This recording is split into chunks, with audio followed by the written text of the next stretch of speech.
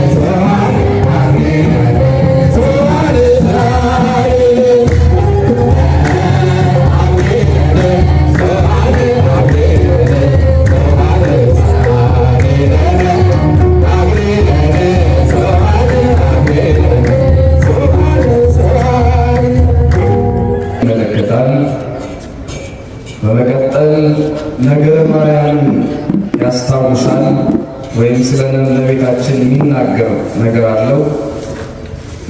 ሶስተኛ ስለ ሐዲስ ኪዳኗ ቤተክርስቲያን የሚናገር ክፍል ነው። የሚነጋገሩትም ምናልባት መኃልየ አንባችሁ ከሆነ የምታውቁት አንዳንድ ጊዜ በሴት አንቀጽ የምትናገራለች፣ በወንድ አንቀጽም የሚናገራለች እና ቃለ ምልልስ ነው የሚመስለው እና በሴት አንቀጽ የምትናገረዋ ሙሽሪት ትባላለች። እንዳልኳችሁ ለሶስት ነገር ሆኗል። ሙሽሪት እስራኤል ይሆናሉ፣ ሙሽሪት ድንግል ማርያም ትሆናለች። የአብ ሙሽራ ይላታልና ድንግል ማርያምን ሙሽሪት ቅድስት ቤተ ክርስቲያን ትሆናለች። ሙሽራዋ ደግሞ መድኃኔዓለም ኢየሱስ ክርስቶስ አምላካችን እግዚአብሔር ነው። ስለዚህ መኃልየ ሲታሰብ እነዚህ ሶስት ነገሮች እያሰብን ነው መጽሐፍ ቅዱስን መረዳት የምንችለው። ከዚያ ውጪ በሌላ ሐሳብ በሌላ መንገድ ይህንን መጽሐፍ ቅዱስ የሚረዱት ሰዎች አሉ። በብዙ መንገድ የስህተት መንገድ ያለበት አድርገው የሚያስቡ ሰዎች አሉ። ለራሳቸው ስህተት ነውና እግዚአብሔር ለነሱ ልብ ይስጣቸው። እኛ ይህን መጽሐፍ ቅዱስ ለሶስቱ አካላት እንደሆነ አባቶቻችን ነግረውናል። መኃልየ ገባብላችሁ ስትመለከቱት አንዳንዴ የፍቅር ደብዳቤ ነው ብለው የሚያስቡ ሰዎች ስላሉ ነው። አንዳንድ ሰዎች በማይመለከት ባልሆነ መንገድ ይተረጉሙታል ያልኳችሁ። የሴትን ልጅ ውበት የሚያደንቅ ነገር ስላለው ፀጉርን የሚያደንቅ፣ ዓይንን የሚያደንቅ፣ ደረትን የሚያደንቅ፣ ቁመናን የሚያደንቅ ነገር አለ። ይሄ በቤተ ክርስቲያናችን የተለመደ ነው። ለምሳሌ መልክአ ማርያም፣ መልክአ ኢየሱስ፣ ስለ ኢየሱስ ክርስቶስ የተደረሰ መልክ አለ። ስለ እመቤታችን የተደረሰ መልክ አለ። እነዚህ ነገሮች የጌታችን የኢየሱስ ክርስቶስን ከእግር ጥፍር እስከ ራስ ፀጉር ድረስ ያለው መልኩን የሚያመሰግኑ ናቸው። መልክ ተብሎ የሚጠራውም አንዱ ይሄ ነው። ይሄ መኃልየ ከመልክ ጋር ልክ መልክአ ኢየሱስ፣ መልክአ ማርያም፣ ሌሎችም መልክ የሚባሉ ድርሰቶች አሉ። ከነሱ የቀደመ ጥንታዊ መልክ ተብሎ ሊተረጎም ይችላል። መኃልየ ከሰሎሞን የአምስቱ ድርሰቶች መካከል ከባዱ ዝም ብሎ መንገደኛ አንባቢ ሊረዳው የማይችለው በተለይ ኦንሊ ባይብል የሚሉ ሰዎች ምንም ሊረዱት የማይችሉት ነገር ቢኖር ይሄ ቃል ነው። ይሄ መኃልየ ማለት ነው። ስለዚህ ውበቴ ሆይ ነይ ሲል እኛ አሁን ስለ ቤተ ክርስቲያን፣ ስለ አዲስ ኪዳኗ ቤተ ክርስቲያን፣ ስለ እስራኤል ያለው ነገር ታሪክ ነውና ወደኋላ መልሶ ሰዓት ይፈጅብናል። ነገረ ማርያም ላይ ያለውን ብቻ እንመለከታለን። መኃልየ ምዕራፍ 2 ቁጥር 10 ላይ ውዴ እንዲህ ብሎ ተናገረኝ፣ ወዳጄ ሆይ ተነሽ፣ ውበቴ ሆይ ነይ። እነሆ ክረምት አለፈ፣ ዝናቡም አልፎ ሄደ፣ አበቦች በምድር ላይ ተገለጡ፣ የዜማም ጊዜ ደረሰ እያለ ይቀጥላል። እንግዲህ ሙሽራ ሙሽሪትን ይጠራል። በዚህ አገባብ ሙሽራ የምንለው በማቴዎስ ወንጌል ምዕራፍ 25 ላይ 10 ደናግል ይጠብቁት የነበረው ሙሽራ ኢየሱስ ክርስቶስ ነው። እንደምታውቁት መንግሥተ ሰማያት 10 ቆነጃጅት የሚጠብቁትን ወይም ደግሞ የሚያጅቡትን ሙሽራ ትመስላለች እያለ በማቴዎስ ወንጌል ምዕራፍ 25 ቁጥር 1 ጀምሮ ተጽፎ እናገኘዋለን። ያ ሙሽራ 5ቱ ሰነፎች መብራት ሳይዙ እንዲሁ ዝም ብለው የመብራቱን ዕቃ ብቻ ይዘው አቤቱ አስገባን ባሉት ጊዜ የሙሽራውን የሰርጉን አዳራሽ ዘግቶ የሙሽራውን እልፍኝ ዘግቶ እውነት እውነት እላችኋለሁ አላውቃችሁም ብሎ የመናገር ስልጣን ያለው ሙሽራ ነው። ስለዚህ ውዴ ተብሎ የተገለጠ ይሄ ሙሽራ ነው እና ውዴ የሚባለው ክርስቶስ ነው። የሐዲስ ኪዳኗ ቤተክርስቲያን ሙሽራ። ሙሽሪት ደግሞ እንዳትረሱ ቤተክርስቲያንና ድንግል ማርያም እንዲሁም ደግሞ እስራኤል ናቸው ብያቸዋለሁ። በሙሽሪት የሚመሰሉ በሙሽራ የሚመሰለው አሁን ደግሜ ላስታውሳቸው እንዳትረሱ እግዚአብሔር አምላካችን ሙሽራ ተብሏል። የማቴዎስ ወንጌል ምዕራፍ 25 እንዲሁም ደግሞ የዮሐንስ ወንጌል ምዕራፍ 3 ቁጥር 29 ላይ ሙሽሪት ያለችው እሱ ሙሽራ ነው እያለ ዮሐንስ መጥምቅ ስለ ጌታችን ስለ ኢየሱስ ክርስቶስ የተናገረው ነገር ኢየሱስ ክርስቶስ ሰማያዊ ሙሽራ መሆኑን ይናገራል። እናም ይሄ ሙሽራ ነው ውዴ እንዲህ ብሎ ተናገረኝ እያለች ሙሽሪት ስለው የምትናገረው። አሁን ተመልከቱ፣ በዚህ ምዕራፍ ላይ ተራው የሙሽሪት ነው። ሰሎሞን በህሊናው ሙሽሪትን ያናግራታል። የሙሽሪትን ቃል ይጽፋል፣ የሙሽራውን ቃል ይጽፋል። ስለዚህ ሙሽሪት እንዲህ ትላለች፣ ውዴ እንዲህ ብሎ ተናገረኝ፣ ወዳጄ ሆይ ተነሽ፣ ውበቴ ሆይ ነይ። ይሄ ለእስራኤል ሲሆን ከግብፅ ከባቢሎን ጠራኝ ማለት ነው። ከግብፅ በሙሴ አማካኝነት፣ ከባቢሎን በዘሩባቤል አማካኝነት ነይ ብሎ ሙሽራዬ እግዚአብሔር ጠራኝ ማለት ነው። ከባቢሎን ከ70 ዓመት በኋላ ነይ ብሎ ጠራኝ ወደ ሀገሬ። ከግብፅ ከ430 ዘመን በኋላ እግዚአብሔር ከስደት ጠራኝ ነይ ያለኝ ማለት ነው ለእስራኤል ሲሆን። ለቅድስት ቤተ ክርስቲያን ሲሆን ደግሞ ውበቴ ሆይ ነይ፣ ወዳጄ ሆይ ተነሽ ነው። ነይ ብሎ የሚጠራት የብሉይ ኪዳኗን ቤተ መቅደስ የበሬ ደም ከሚፈስበት፣ የዋኖስና የርግብ ደም ከሚሰዋበት፣ የፍየልና የበግ ደም ከሚረጭበት ድንኳን ነይ ብሎ የራሱ ደም ወደሚፈስበት አማናዊ ቤተ መቅደስነት ጠራኝ ማለት ነው። የበግ ሥጋ፣ የፍየል ደም፣ የከብት ደምና ሥጋ ይሰዋበት ከነበረው ከዚያ ቤተ መቅደስነት የእሱ ደምና ሥጋ ወደሚፈተትበት ወደሚዘጋጅበት መቅደስነት ጠራኝ ማለት ነው። ይሄ ብቻ አይደለም። ይሄ ለቤተ ክርስቲያን ሲሆን በብሉይ ኪዳን አንድ ነገድ ብቻ ያገለግል ነበረ። ነገደ ሌዊ ብቻ ይባላል። የሌዊ ነገዶች ብቻ ነበሩ ካህናት የሚሆኑ። ውበቴ ሆይ ነይ ብሎ ጠራኝ ማለት ከነገድና ከጎሳ ውጭ የሆነች ቤተ ክርስቲያን አድርጎ ሊመሰረታይ ጠራኛል። አሁን ካህን መሆን የሚችለው ለአቅመ ክህነት የደረሰ ማለትም ለክህነት ብቁ የሆነ ትምህርት የተማረ ማንኛውም ፍጡር ለክህነት ብቁ የሆነ ሰው ብቁ ሆኖ ከተገኘ ዛሬ ነገድ ምንድነው ጎሳ ምንድነው አይባልም። ማንም ሰው ለክህነት ብቁ ሆኖ ከተገኘ ካህን መሆን ይችላል። ስለዚህ ውበቴ ሆይ ነይ፣ ወዳጄ ሆይ ተነሽ የሚላት ቅድስት ቤተ ክርስቲያንን ከዚያ በነገድ ከሚገለገልበት የነገድ የጎሳ አገልግሎት ከሚሰጥበት ቤተ መቅደስነት ሁሉም አይሁዳዊ የለ፣ ሮማዊ የለ፣ ጥቁር የለ፣ ነጭ የለ፣ ቀይ ሁሉም ሰው ለክህነት ብቁ ሆኖ ከተገኘ አገልጋይ ወደሚሆንበት ደረጃ መንፈሳዊ ልዕልና ከፍ ያደርጋል። ቤተ ክርስቲያንን ጠርቷታል ማለት ነው።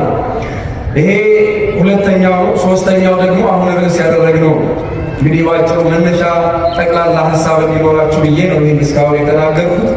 ወደ ነገረ ማርያም ስናመጣው ደግሞ ወዳጄ ሆይ ተነሽ፣ ውበቴ ሆይ ነይ የሚለው ቃል እመቤታችን ድንግል ማርያምን አምላካችን እግዚአብሔር ከዚህ ዓለም እንደጠራት የሚያሳይ ነው። አምላካችን እግዚአብሔር በጠዋቱ መርሃ ግብር ላይ የነበራችሁ ሰዎች ደግሜ አላስታውስም፣ ምናልባት አንዳንድ ጊዜ አልፎ አልፎ ሊደገም ካልቻለ በስተቀር በዚህ ምድር ላይ 64 ዓመት ኖራለች። ይህንንም የኢትዮጵያ ኦርቶዶክስ ተዋሕዶ ቤተክርስቲያንና ተመሳሳይ ሌሎች አብያተ ክርስቲያናት ካልሆኑ በስተቀር የድንግል ማርያም ዕድሜ ስንት ነው ቢባል ከኢትዮጵያ ኦርቶዶክስ ቤተክርስቲያን ውጪ እዚህ ኢትዮጵያ ላይ ማንም ሊያውቀው አይደለም የድንግል ማርያምን ዕድሜ ይቅርና የጌታችን የኢየሱስ ክርስቶስ ዕድሜ ስንት ነው ቢባል ከኢትዮጵያ ኦርቶዶክስ ተዋሕዶ ቤተክርስቲያን ውጪ ሊነግራችሁ የሚችል ሰው እንደሌለ ታውቃላችሁ።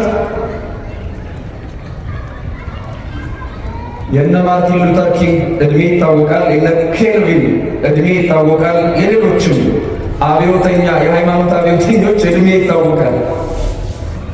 መጽሐፍ ቅዱስ የእነዚህም የድንግል ማርያምንም ይሁን የጌታችን የኢየሱስ ክርስቶስን ነገር ባለመናገሩ መናፍቃን ወይም ደግሞ በፕሮቴስታንት እምነት ውስጥ ያሉ ሰዎች መጽሐፍ ቅዱስን ጎደሎ አድርገውታል።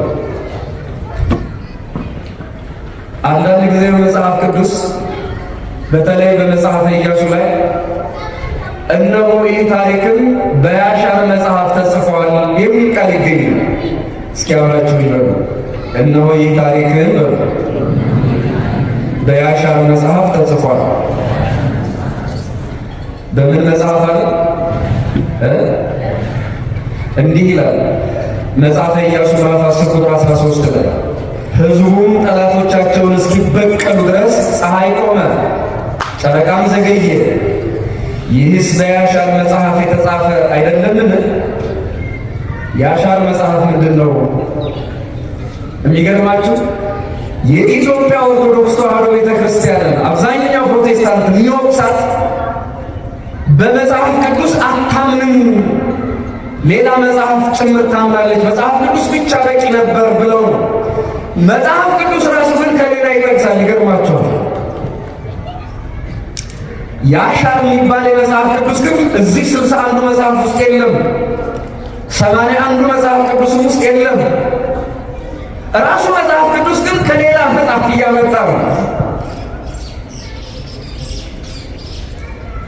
መጽሐፍ ቅዱስ ያሻር ተብሎ ስለሚጠራ መጽሐፍ ዋቢ አድርጎ ሲናገር ሰዎቹ መጽሐፍ ቅዱስን ተሳስቷል አይሉ። እኛ ገድለ ተክለ ሃይማኖት፣ ድርሳነ ሚካኤል፣ ድርሳነ ገብርኤል ስንናገር ግን ከየት አምጥታችሁና የምቆጠት ይሉን። መጽሐፍ ቅዱስ እንግዲህ ፖተት እየተናገረ ነው ማለት ነው። ያሻር ምንድን ነው? ያሻር እኮ ከዘፍጥረት ማለት አይደለም። ከዘፍጥረት እስከ ራእይ ድረስ ቢነገር ቢጠና ያሻር የሚባል የመጽሐፍ ቅዱስ ክፍል የለም። ከየት ነው ያመጣው መጽሐፍ ቅዱስ?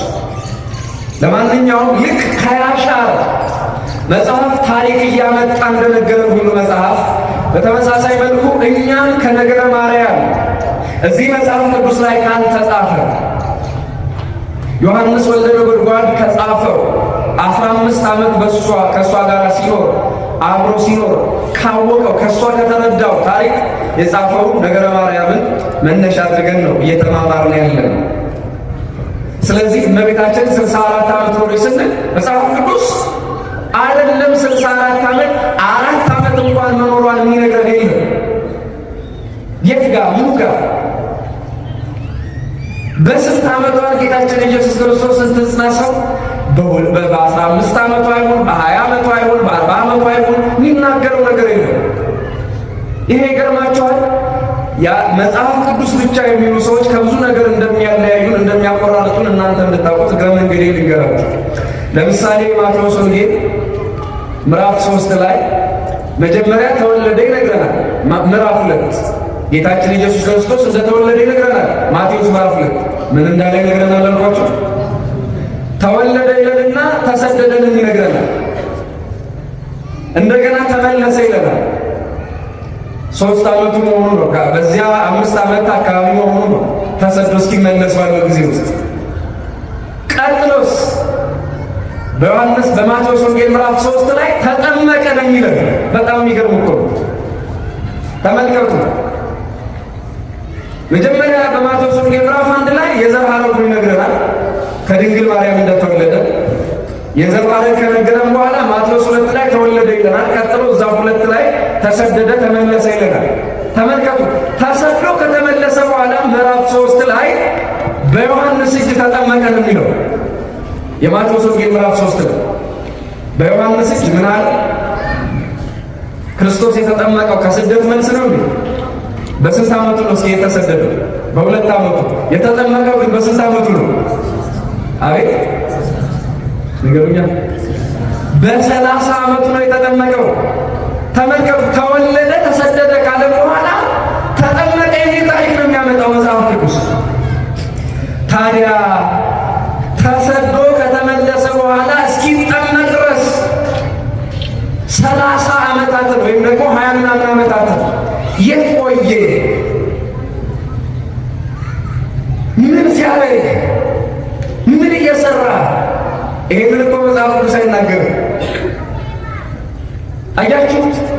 ይህንን ረጅም ታሪክ ያልነገረን መጽሐፍ ቅዱስ እሱ በመጽሐፍ ቅዱስ አልተጻፈምና ምንም አላረገም ዝም ብሎ እቤት ተቀምጦ ነበር የሚውለው ብለን እንለፋው። የማይሆነው በ30 ዓመታት ውስጥ እስኪጠመቅ ድረስ አምላካችን እግዚአብሔር ብዙ ተአምራትን አድርጓል።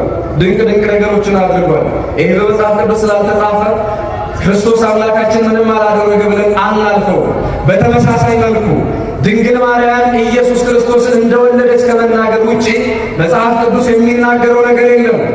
ስላልተናገረ ስለሷ መወለድ፣ ስለሷ መሞት ስላልተናገረ ስለሷ ትንሣኤ በግልጽ ቋንቋ ድንግል ማርያም ተወለደች፣ ክርስቶስን ወለደች፣ ከዚያም ሞተች፣ ከዚያም ተነሳች ስለማይል በድንግል ማርያም ጉዳይ ላይ መጽሐፍ ቅዱስ የተናገረው ነገር የለምና ድንግል ማርያም 64 ዓመት ሙሉ ምንም ታሪክ የላትም። ሕይወቷም ሞቷም በመጽሐፍ ቅዱስ ስላልተጻፈ አይመለከተንም ብለን ዝም አንልም።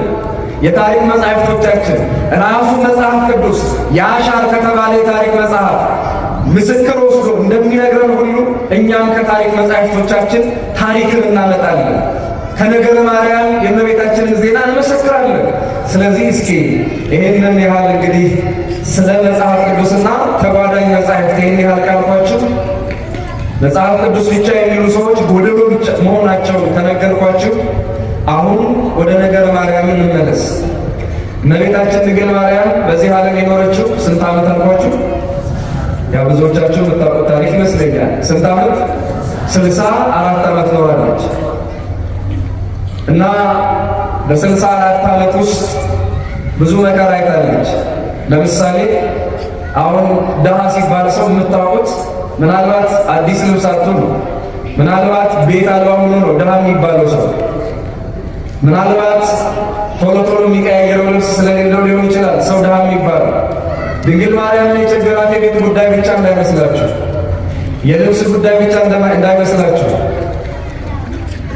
ይሄ ለኑሮ መሰረታዊ የሚባለው ነገር ብቻ እንዳይመስላችሁ። ድንግል ማርያም ቀዝቃዛ ውሃ እንኳን ቸግሯት ያውቃል።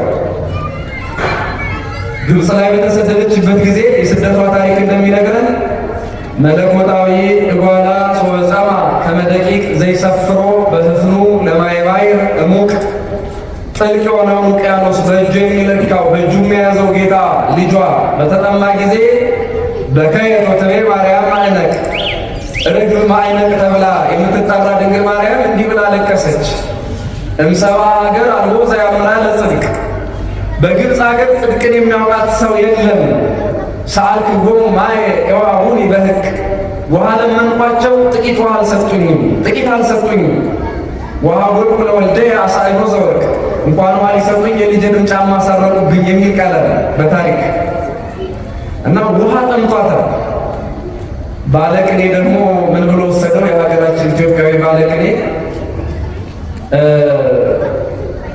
ማርያም ድንግል ዘይትፈራ ሐሜተ፣ ሐሜትን የማትፈራ ድንግል ማርያም፣ ሐሜትን የማትፈራ ድንግል ማርያም በጀርባዋ እንጀራ ይዛ እንጀራ ለመነች ይላል። በጀርባዋ እንጀራ ይዛ ምን ለመነች አለ? በጀርባዋ እንጀራ ይዛ እንጀራ ለመነች። መቼም እንጀራ የተባለ ምን እንደሆነ ገብቷቸዋል። ዮሐንስ 6:35 ላይ እኔ የምን እንጀራ ነኝ ይላል? የሕይወት እንጀራ ነኝ ይላል። የሕይወት እንጀራ ይዛ አላፊ ጠፊ እንጀራ የለመነች ብቸኛዋ የምድራችን ሴት ድንግል ማርያም ብቻ ነች።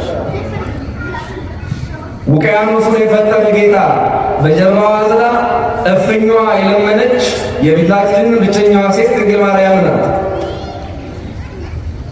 ጠዋት ላይ ሰው እናቱ የሞተችበትን ቀን እንዴት በእልልታ ያከብረዋል ብያችሁ ነበር። ምስጢሩ ይሄ ነው። በቃ ድንግል ማርያም እዚህ ምድር ላይ ስትኖር ደልቷት አልኖረችም፣ ተመችቷት አልኖረችም። የአምላክ እናት ተብላ ወይም የአምላክ እናት ሆና ተቀማጥላ አልኖረችም። አብዛኛው ጊዜዋ የመከራ ነው። ጢባሪዎስ የሚባል ገናና ንጉሥ፣ የሮም ንጉሥ ማለት ነው። ከ17 እስከ 30 አካባቢ ዓመተ ምህረት የኖረ ሰው ነው። ይሄ ሰው በሮማ ምድር ገዢ ሆኖ ሳለ ድንግል ማርያምን በቤተ መንግስቱ ሊያኖራት ፈልጎ ነበር። ይገርማቸዋል። ቤት የላትም ሲባል ሰምቶ ጢባሪዎስ ቄሳር ለድንግል ማርያም ቤት የላትም ሲባል በተሰማ ጊዜ ልጇ መድኃኔዓለም ዓለሙን ፈጥሮ እንዴት ለእሷ ቤት አልሰጣትም ብሎ ተደንቆ ድንግል ማርያም ወደ ቤተ መንግስት እንድትመጣለት ፈልጎ ነበር። አልተቻለም። በነገረ ማርያም መጽሐፍ ላይ ይሄ ተጽፏል። እና እሱ 200 ሰራዊት ልኮ አሳጅቦ በምድራዊ ሰራዊት አሳጅቦ ሊወስዳት ነበር። ቤተ መንግስት ያስገባት ፈልጎ ነበር። የሚገርማችሁ እንዲህ ይላል ታሪኩ። እግዚአብሔር ግን የድንግል ማርያምን የሥጋዋን ተድላ ደስታ አይፈልገውምና ወደ ምድራዊ ቤተ መንግስት እንዳትወሰድ በደመና ነጥቀው ቅዱሳን መላእክት በገነት ላሉ ነፍሳት ሰጥቷት ይላል። ምድራዊ ቤተ መንግስት ላይ ተቀማጥላ እንድትኖር አይፈልግም። ኃላፊ ጠፊ በሆነ ምድር ላይ ደስታዋን እንድታይ አልፈለገም ልጇ። ይህንን የምታዩት በመጽሐፍ ቅዱስ ራሱ የሚደንቀው ታሪክ ይሄ ነው። ለምሳሌ በማቴዎስ ወንጌል ምዕራፍ 2 ቁጥር 11 ጀምሮ ባለው ታሪክ ውስጥ አምላካችን ክርስቶስ በተሰደደ ጊዜ ወዲያው የሮማ ነገስታት ነበሩ። 3 ነገስታት 10 ሺህ ሰራዊት አስከትለው መጥተዋል። የባቢሎን ነገስታት ማለት ነው። አንዱ ከኢትዮጵያ እንደሚታረቅ ያው ታውቃላችሁ። ለማንኛውም ተመልከቱ።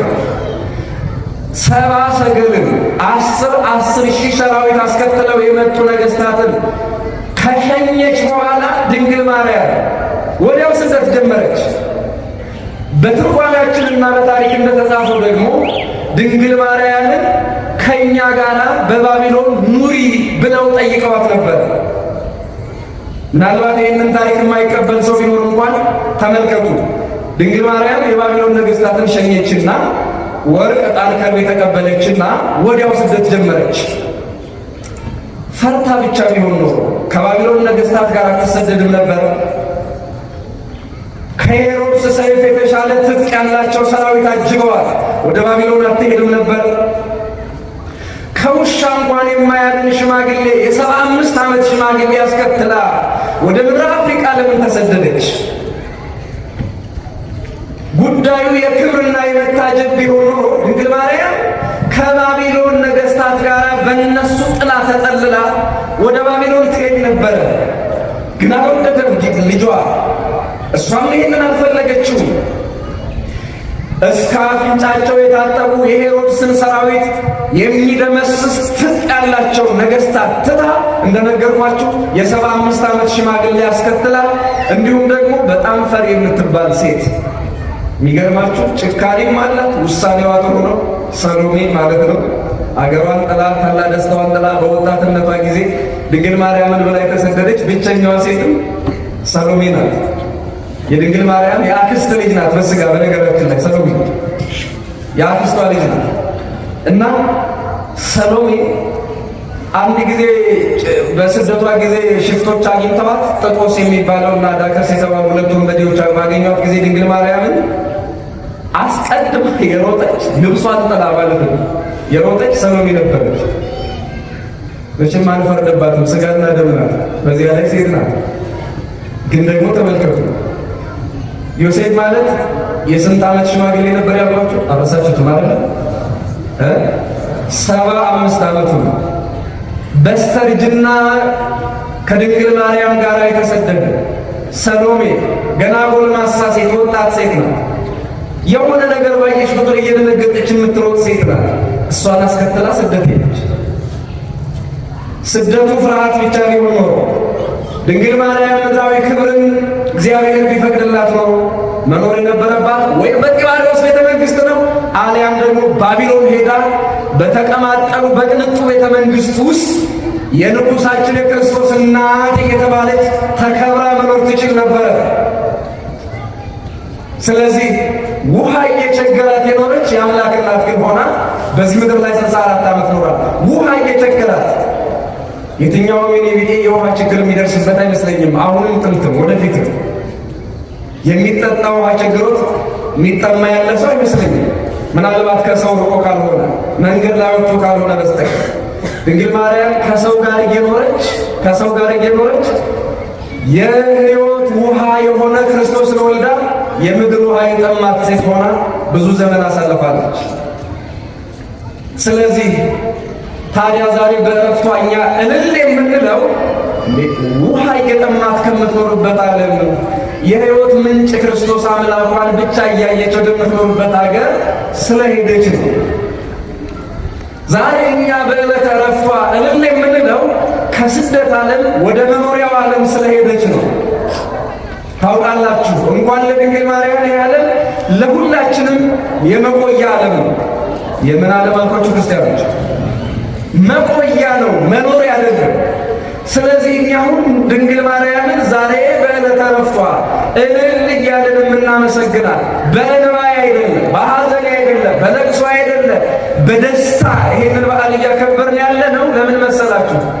ቅዱስ ያሬድ እስኪ ይንገረን መልሱ ባጭሩ። ቅዱስ ያሬድ እንዲህ ይላል ወአግዓዛ እምኩይ ውስተ ሰናይ። እስኪ አብራችሁ ወአግዓዛ በሙሲ ሲበደብ ነው እምኩይ ውስተ ሰናይ እሞት ውስተ ሕይወት። እስኪ ምን አልኳችሁ? አይሰማም ነው ያሰማችሁ? ወአግዓዛ እምኩይ ውስተ ሰናይ እሞት ውስተ ሕይወት ምን ማለት መሰላችሁ? ቅዱስ ያሬድ እምኩይ ውስተ ሰናይ ከመጥፎ ወደ በጎ አሸጋገራት። ከምን ወደ ምን አልኳችሁ? ከምን ወደ ምን አለ ቅዱስ ያሬድ? ከመጥፎ መጥፎ የሚለው እኮ ይሄንን ዓለም ነው። የሚገርማችሁ እኩይ ይለዋል ይሄንን ዓለም። ደግሞ ሌሎቹ ሊቃውንት ምድረ ፋይድ ይሉታል። ጎደሎ ዓለም ማለት ነው። የቱንም ያህል ስኬት አለ ቢል ሰው ያለ ጎደሎ የማይኖርበት ያለ ጭንቅ የማይኖርበት። እዚህ ምድር ላይ ሀብት ያላቸው ሰዎች ይጨነቃሉ ይጨነቃሉ። ምድረ ፋይድ የሚባለው ለዚህ ነው። ሀብት የማይመልሰው ጤነኛ ሰው ሆነን እንኳን ጤናችን የማያረጋጋ የምንለብሰው የምንበላው ሳናጣ የምንኖርበት ሳናጣ እንኳን ሕይወት ጎደሎ ሆና ሙሉ ሆና ማትታየ ጎደሎ ዓለም ስለሆነ ነው። እና እዚህ ምድር ላይ የትኛውም ሀብት ያለው ሰው ሀብት ስላለው ጤና ስላለው እግዚአብሔር ከሌለው ምንም ሙሉ ነኝ ብሎ ያሰብ ጎደሎ ዓለም ላይ ሙላታችን እግዚአብሔር እንጂ ስጋዊና ደማዊ ቁስ አይደለም። እና ይህ ዓለም እኩይ ተብሎ ተጠርቷል። እና ክርስቶስ አምላካችን እናቱ ድንግል ማርያምን ከመጥፎ ዓለም ወደ መልካም ዓለም አሸጋገራት። እሞት ውስተ ሕይወት ከሞት ወደ ሕይወት ወሰዳት ይላል።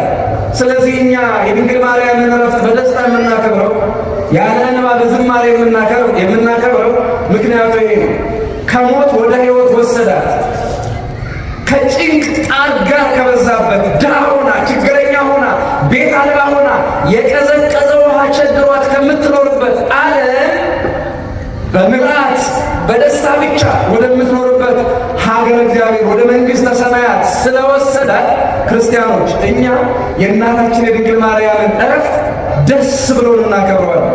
በነገራችን ላይ ድንግል ማርያምን ብቻ አይደለም የጻድቃን የሰማዕታትንም መታሰቢያ ስናከብር እያለቀስን አይደለም፣ እየዘመርን ነው፣ እያጨበጨብን ነው፣ እየከፋን አይደለም፣ እየተደሰትን ነው። ለምን ያላችሁ እንደሆነ ከመጥፎ ዓለም ወደሚያምረው ዓለም ከሞት ወደ ሕይወት ስለሚወስዳቸው እና በድንግል ማርያም ዕረፍት ላይ ደስ ብሎን የምንዘምረው የምናመሰግነው ከጠባቡ ወደ ሰፊው ጨለማ ከሆነው ዓለም ወደ ብርሃን ዓለም ድሃ ሆና ከኖረችበት ዓለም ደግሞ ሁሉን ለፍጥረቱ ለእናቱ ለድንግል ማርያም ወደ ሰጠበት ወደ መንግሥተ ሰማያት ስለወሰዳት ስላሸጋገራት ነው። ስለዚህ እኛ የድንግል ማርያምን ዕረፍት በሐዘን አይደለም በመናከብረዋለን አልኳችሁ፣ በደስታ በዝማሬ በእልልታ እናመሰግነዋለን። ክርስቶስ አምላካችን በሰሎሞን አድሮ እግዚአብሔር አምላካችን ሰሎሞንን አናግሮ እንዲህ አለ፣ እንግዲህ ወዳጄ ሆይ ተነሽ፣ ውበቴ ሆይ ነይ አላት ድንግል ማርያም። በ64ኛው ዓመቷ ውበቴ ሆይ ነይ አላት። ይገርማል። ውበቴ ነው የሚላት ውበቴ እግዚአብሔር ድንግል ማርያምን ኢየሱስ ክርስቶስ ማለት ነው። ኢየሱስ ክርስቶስ ድንግል ማርያምን ውበቴ ነው የሚላት። እንደውም የሚደነቃቸው ሰዎች ምን ይላታል አልኳችሁ? ለምን ውበቴ ይላታል መሰላችሁ? ባጭሩ ወደ ነገረ ክርስቶስ ደግሞ ይወስደናል። በነገራችን ላይ ነገረ ማርያም ሲነሳ ነገረ ክርስቶስ ስለ ክርስቶስ ስለ እግዚአብሔር መናገር ግዴታ ሆኗል። ለምን? የእግዚአብሔር እናት ሆናለችና። ለምንድን ነው ውበቴ የሚላት? እስኪ መጀመሪያ ውበቴ ሆይ ነይ ይላታል። በ64 ዓመቷ ጠራት፣ ወደ ራሱ ወሰዳት እና ውበቴ እንደው እግዚአብሔር መድኃኒታችን ኢየሱስ ክርስቶስ ውበት የሚላት ለምንድን ነው? ድንግል ማርያም እስኪ ዮሐንስ ወንጌል ምዕራፍ 4 ቁጥር 24 ላይ ያለው ተመልከቱ። እንዲህ የሚል ቃል ታገኛላችሁ። እስኪ አብራችሁ ይበሉ። ብቻ ብዙ ጊዜ ስናገር አልወድም። እግዚአብሔር በሉ እስኪ መንፈስ ነው፣ የሚሰግዱለትም በእውነትና በመንፈስ ይሰግዱለታል። እግዚአብሔር ምንድነው አለ? መንፈስ ነው ማለት ረቂቅ ነው ማለት ነው። መንፈስ ረቂቅ ማለት ነው። እግዚአብሔር ረቂቅ ነው አለ። ተመልከቱ፣ እግዚአብሔር በታሪኩ ዓለምን ከመፍጠሩ አስቀድሞ ዓለምን ከፈጠረ በኋላም ረቂቅ ነው። ከሦስቱ ረቂቃን ከአብ ከወልድ ከመንፈስ ቅዱስ አንዱ በመሃል ስሙን የምንጠራው እግዚአብሔር ወልድ ረቂቁ እግዚአብሔር ወደ ድንግል ማርያም ከመጣ በኋላ ግን ረቂቁ ገዘፈ። ረቂቁ ምን አለ? ይሄ ዝም ብለን የምንናገረው አይደለም። በጠዋት ላይ የነበራችሁ ታስታውሳላችሁ። የዮሐንስ ወንጌል ምዕራፍ 1 ቁጥር 14 ላይ ቃል ሥጋ ሆነ ይላል። እስኪ አብራችሁ አሁን ተናገሩ። ቃል ምን ሆነ? ቃል ሥጋ ሆነ። ዮሐንስ 1:14 ቃል ማለት ረቂቅ ነው። እግዚአብሔር መንፈስ ነው የሚለው የተባለለት ይሄ ቃል ነው። ረቂቅ ነው። የማይጨበጥ የማይዳሰስ የማይታይ ሶስት ክንድ ከስንዝር ሆኖ የማንመለከተው እግዚአብሔር ረቂቁ መንፈስ የነበረው እግዚአብሔር ሥጋ ሆነ አለ። ይሄ ሥጋ የሆነ አምላክ የሆነ ሰው በአጭር ቁመት በጠባብ ደረት ከድንግል ማርያም ተወለደ። አሁን ለኢየሱስ ክርስቶስ ሁለት መልክ አለው። ሁለት መልክ አለው ማለት በሰማያዊ ልደቱ አባቱን ይመስላል። በሰማያዊ ልደቱ ማንን ይመስላል አልኳችሁ? በምድራዊ ልደቱ ወደደም ጠላም ያለም መረረውም ታፈጠውም ድንግል ማርያምን ብቻ ነው የሚመስለው። ከድንግል ማርያም የተገኘ ነው። ድንግል ማርያም 9 ወር ከ5 ቀን ጸንሰዋለች። ስለዚህ ኢየሱስ ክርስቶስን ስናይ ማንን ነው የምናያት ማለት ነው? አቤት ከእሷ ነዋ ሥጋውን ደሙን ያመጣ የፈጠረውን ነው የወሰደ የነሳ። ስለዚህ እግዚአብሔር ኢየሱስ ክርስቶስ ከተወለደ ማንን ይመስላል? በልደቱ አጭር ቁመቱ ጠባብ ደረቱ ማንን ይመስላል ያላችሁ እንደሆነ የሚመስለው ድንግል ማርያምን። ከድንግል ማርያም ሥጋዋን ነስቶ ነፍስን ነስቶ መጣ፣ ተወለደ። ስለዚህ ውበቴ የሚላት የሥጋው መልክ ድንግል ማርያም ናት።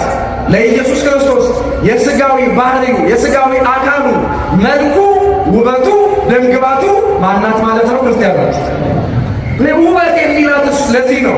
ሥጋዋን ለብሷል፣ ሥጋዋን ተዋህዷል፣ ልጇ ሆኗል። 9 ወር ከ5 ቀን ከሥጋዋ ሥጋ ከነፍሷ ነፍስ ነስቶ በማኅፀኗ አድሯል።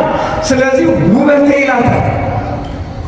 ነይ የሚለውን ቃል ደግሞ ያየን እንደሆነ ወደ ሰማይ ሀገሩ ነይ ማለት ነው። ሞት ወደሌለበት፣ ስቃይ ወደሌለበት፣ ድህነት ወደሌለበት ነይ ማለት ነው። በነገራችን ላይ ይሄ ሰፈር የሰማሁት በጣም ደስ የሚል ስም አለው። ይሄ ሰፈር ምንድን ነው ስሙ? አቤት በነገራችን ላይ እንደዚህ እንዴ በጣም የሆነ የዕለተ ሐሙስ ቅዳሴ ነው የሚመስል ንግግራችሁ። የሰሙነ ሕማማት ማለት ነው። ለሆሳስ ማለት ነው። በጣም ቀስ ያለና አልሰማሁም። ለምንድን ነው ትንሽ ከፍ የማይል ድምጻችሁ? ምን ሰፍራላችሁ? ዲያስፖራ ማለት እና ሰፈር እዚህ ያለ ሰው እንዳይቀይም። ዲያስፖራ ማለት ምን ማለት ይመስላችኋል? እኔ ከመጽሐፍ ቅዱስ እንጂ መዝገበ ቃላት ዲክሽነሪ ልነግራችሁ እንዳልሆነ እንድታውቁ ነው። መጽሐፍ ቅዱሳዊ ትርጓሜውን ልነግራችሁ ስለፈለኩ ነው። ዲያስፖራ ሰፈር አሉት። ግን ዲያስፖራ ማለት ይመስላችኋል? አይ እስኪ ንገሩኝ፣ የሚሰማችሁ ነው ለተገሩ ዲያስፖራ ሲባል ምን ትዝ ይላችኋል? አቤት እውነታችሁ ነው። እኔ ግን የሚመስለኝ ሀብታም ያው ቤቶች ራሱ ይናገራሉ። የሀብታሞች እንደዛ የሚመስለው ያው እንግዲህ የአሜሪካ አውሮፓ ስንት ዓመት ደክመው ይመጣሉ፣ ዲያስፖራዎች ይባላሉ። ምናልባት እኛ ስደት ሀብት ሆኖ ሀብታም ምንለው ገሌ ዲያስፖራ ነው፣ ገሊት ዲያስፖራ ናት ሲባሉ ራሱ ደስ ይላቸዋል። ዲያስፖራ መባል ለምን? የሀብት ምልክት ነው ዲያስፖራ ነው። ጥሬ ቃሉን ግን ያያችሁ እንደሆነ በመጽሐፍ ቅዱስ ሳይቀር በያዕቆብ መልእክት ምዕራፍ 1 መግቢያው ላይ ያዕቆብ ገብረ እግዚእነ ኢየሱስ ክርስቶስ ይልና የእግዚአብሔርና የጌታችን የኢየሱስ ክርስቶስ አገልጋይ ከመሆን ከኔ ከያዕቆብ የተጻፈ መልእክት ይልና ለአሰርቱ ወክሌቱ ሕዝበ ዲዮስፖራ ለተበተኑ ለተሰደዱ ለ12ቱ ነገድ ይድረስ ሰላም ለእናንተ ይሁን ብሎ ይጀምራል። ተመልከቱ፣ የግሪኩ ቃል ዲዮስፖራ የሚለው ቃል ያው ስደተኛ ማለት ነው፣ የተበተነ ማለት ነው። እንዳላችሁት ነው። አንዳንዶቻችሁ ልትሰሙቻል። የተበተነ ስደተኛ ማለት ነው። እስኪ ከዚህ ቃል ተነስታችሁ የመጀመሪያው የምድራችን ስደተኛ ማን ይመስላችኋል? ምን አላችሁ? የመጀመሪያው የምድር ዲዮስፖራ ወይም ዲያስፖራ ማን ይመስላችኋል? ምን ነው ሲገምቱ? የመጀመሪያው ምድራችን ዲያስፖራ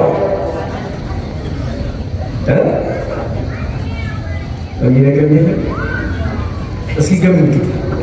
ለነገሩ ሰዓት መውሰድ ነው እናንተ እስክትገምቱ። እሺ የመጀመሪያው የምድራችን ዲዮስፖራ አዳም ይባላል። ሰምታችኋል? ማን ይባላል አልኳችሁ? አዳም እኮ እዚህ ምድር ላይ ምን ሆኖ እንደመጣ ታውቃላችሁ? ስደተኛ ሆኖ አይደል? የመጀመሪያው የምድር ስደተኛ። እስኪ አሁን ደግሞ ቀጣይ ቀለል ላድርግላችሁ። ከየት ወዴት ተሰደደ? ማለት ረመዳን ከየት ወዴት ተሰደደ? ከአሜሪካ ወደ አፍሪካ መጣ ወይስ ከዚህ ወደዛ ሄደ? ከየት ወዴት የተሰደደ ይመስላችኋል? ከገነት ወዴት? ወደዚህ ምድር።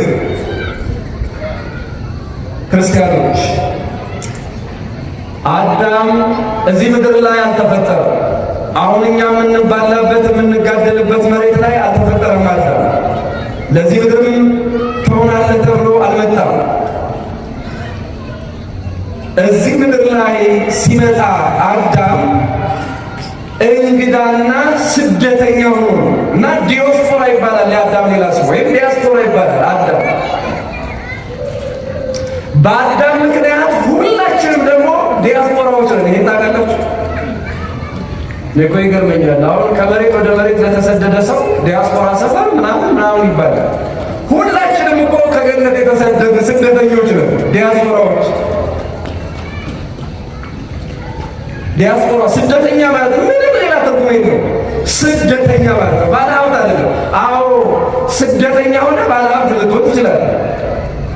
ከዚያ ውስጥ የተሰደደ ባለሀብት ማለት ሊሆን ይችላል። ምናልባት ድለኛ ሆኖ ሰው ሀብታም ከሆነ ከተሳካለት በዚህ ምድር ላይ።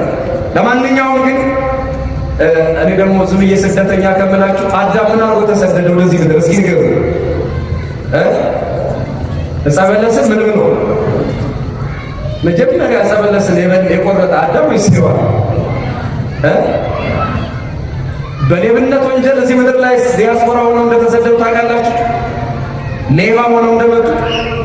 እስኪ ከመንገድ ልጠይቃችሁ፣ የመጀመሪያው ፍጡር ማለትም ሌባ ወንድ ወይስ ሴት? ንገሩኝ እስኪ። እንዲያውም ሴቶች ራሳችሁ ንገሩ።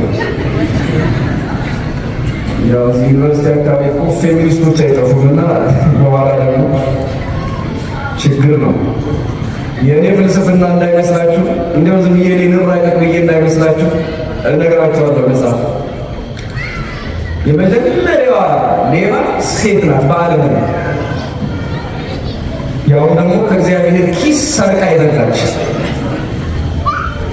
በኋላ ያው ወንድሞች ወሮስት መሰለኝ። አሁን የሴት ሌባ ብዙ ያለ አይመስለኝ። እኔ እንጃ። ለማንኛውም እሱ ይቆይ። ግን የመጀመሪያ ሌባ ዲያብሎስ ነው እንዳትሉ። እኔ ከሰው ወገን ነው ያልኳችሁ። ከፍጥረት ከሰው ወገን ሴት አዳምም የተሰረቀ ስለበላ ራሱ ሌባ ነው፣ ነፃ አይደለም። ግን የመጀመሪያዋ የገነት ሌባ ሔዋን። አትናቴዎስ እንዲህ ይላል፣ ቅዳሴ እስኪ አብራችሁ ይበሉ። ሰበሰበ እስኪ አረ በደምብ ጮክ ብላችሁ እንዘ መላኪ ውእቱ እንታቀያ ልሳን ካልሆነ እንዴት ነው የዚህ ሀገር ሰው እኮ አይታመንም።